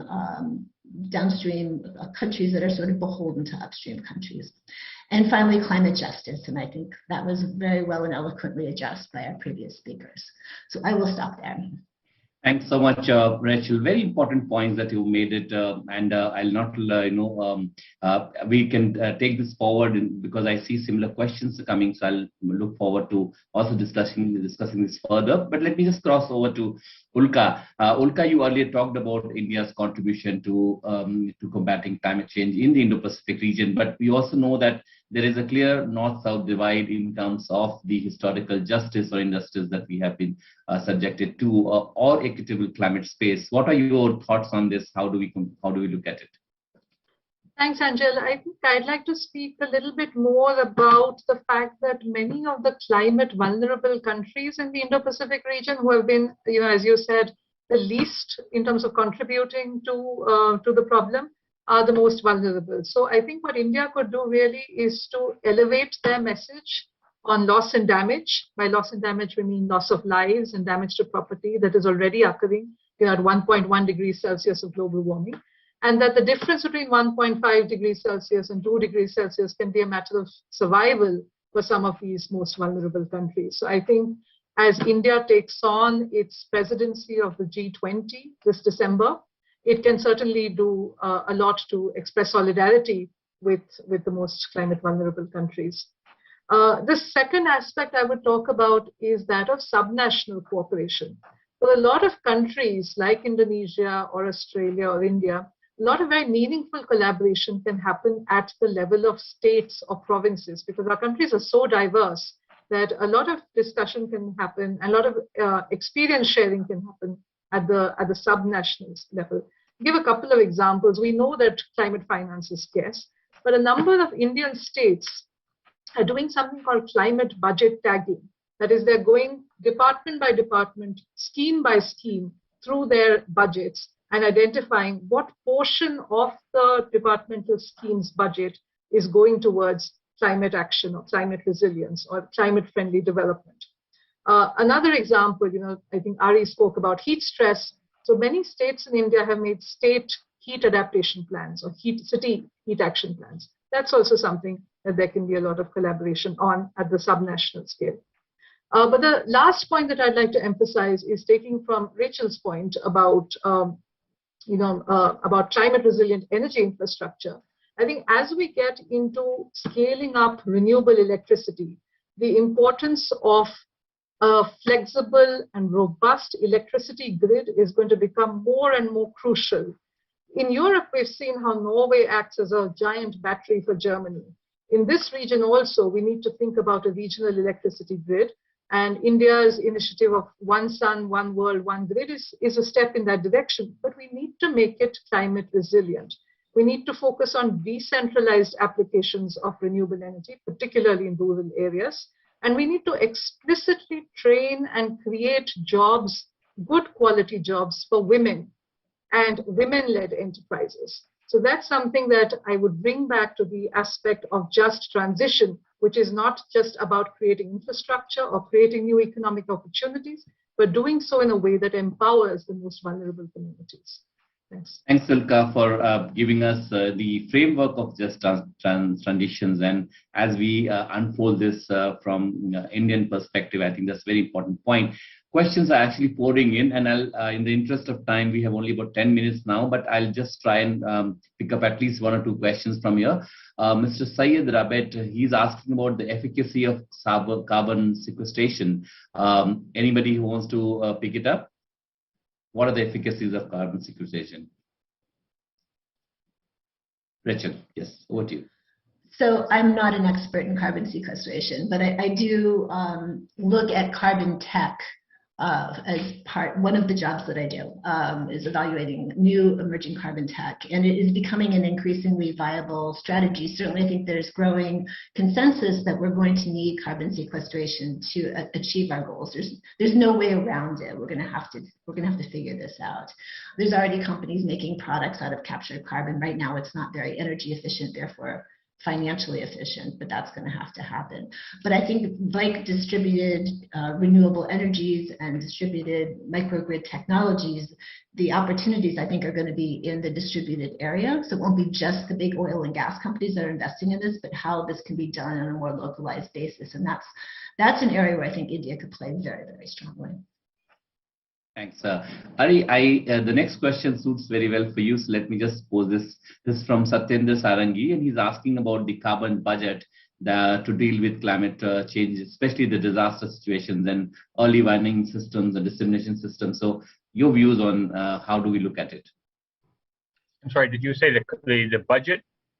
Yes, the climate budget to deal with the climate disasters. So how do we build up the budget?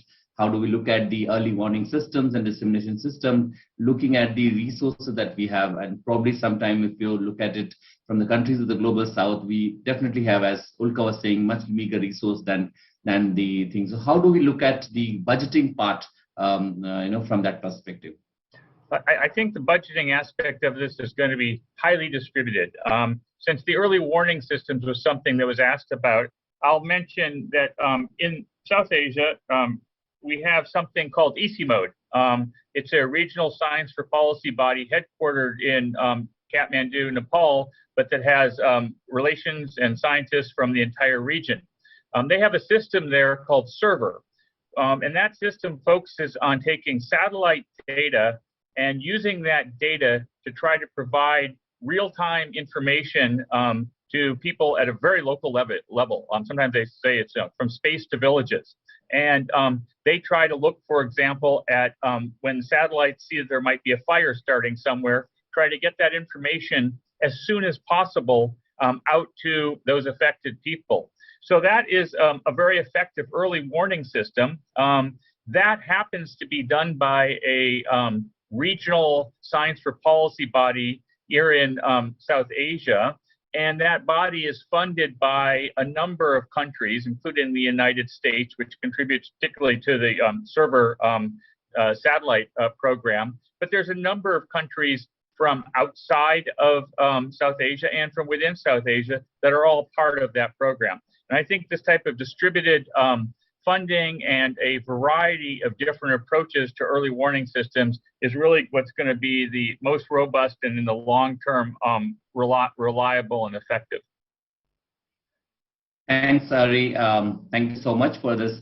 Ulka, I have a question from Harsha Bhargavi is asking this question, and she's asking about how do we look at our preparation, especially the preparedness in terms of, when the climate catastrophe strike, and she's giving an example of heat waves impacting daily wage earners and agricultural laborers. So your views on this?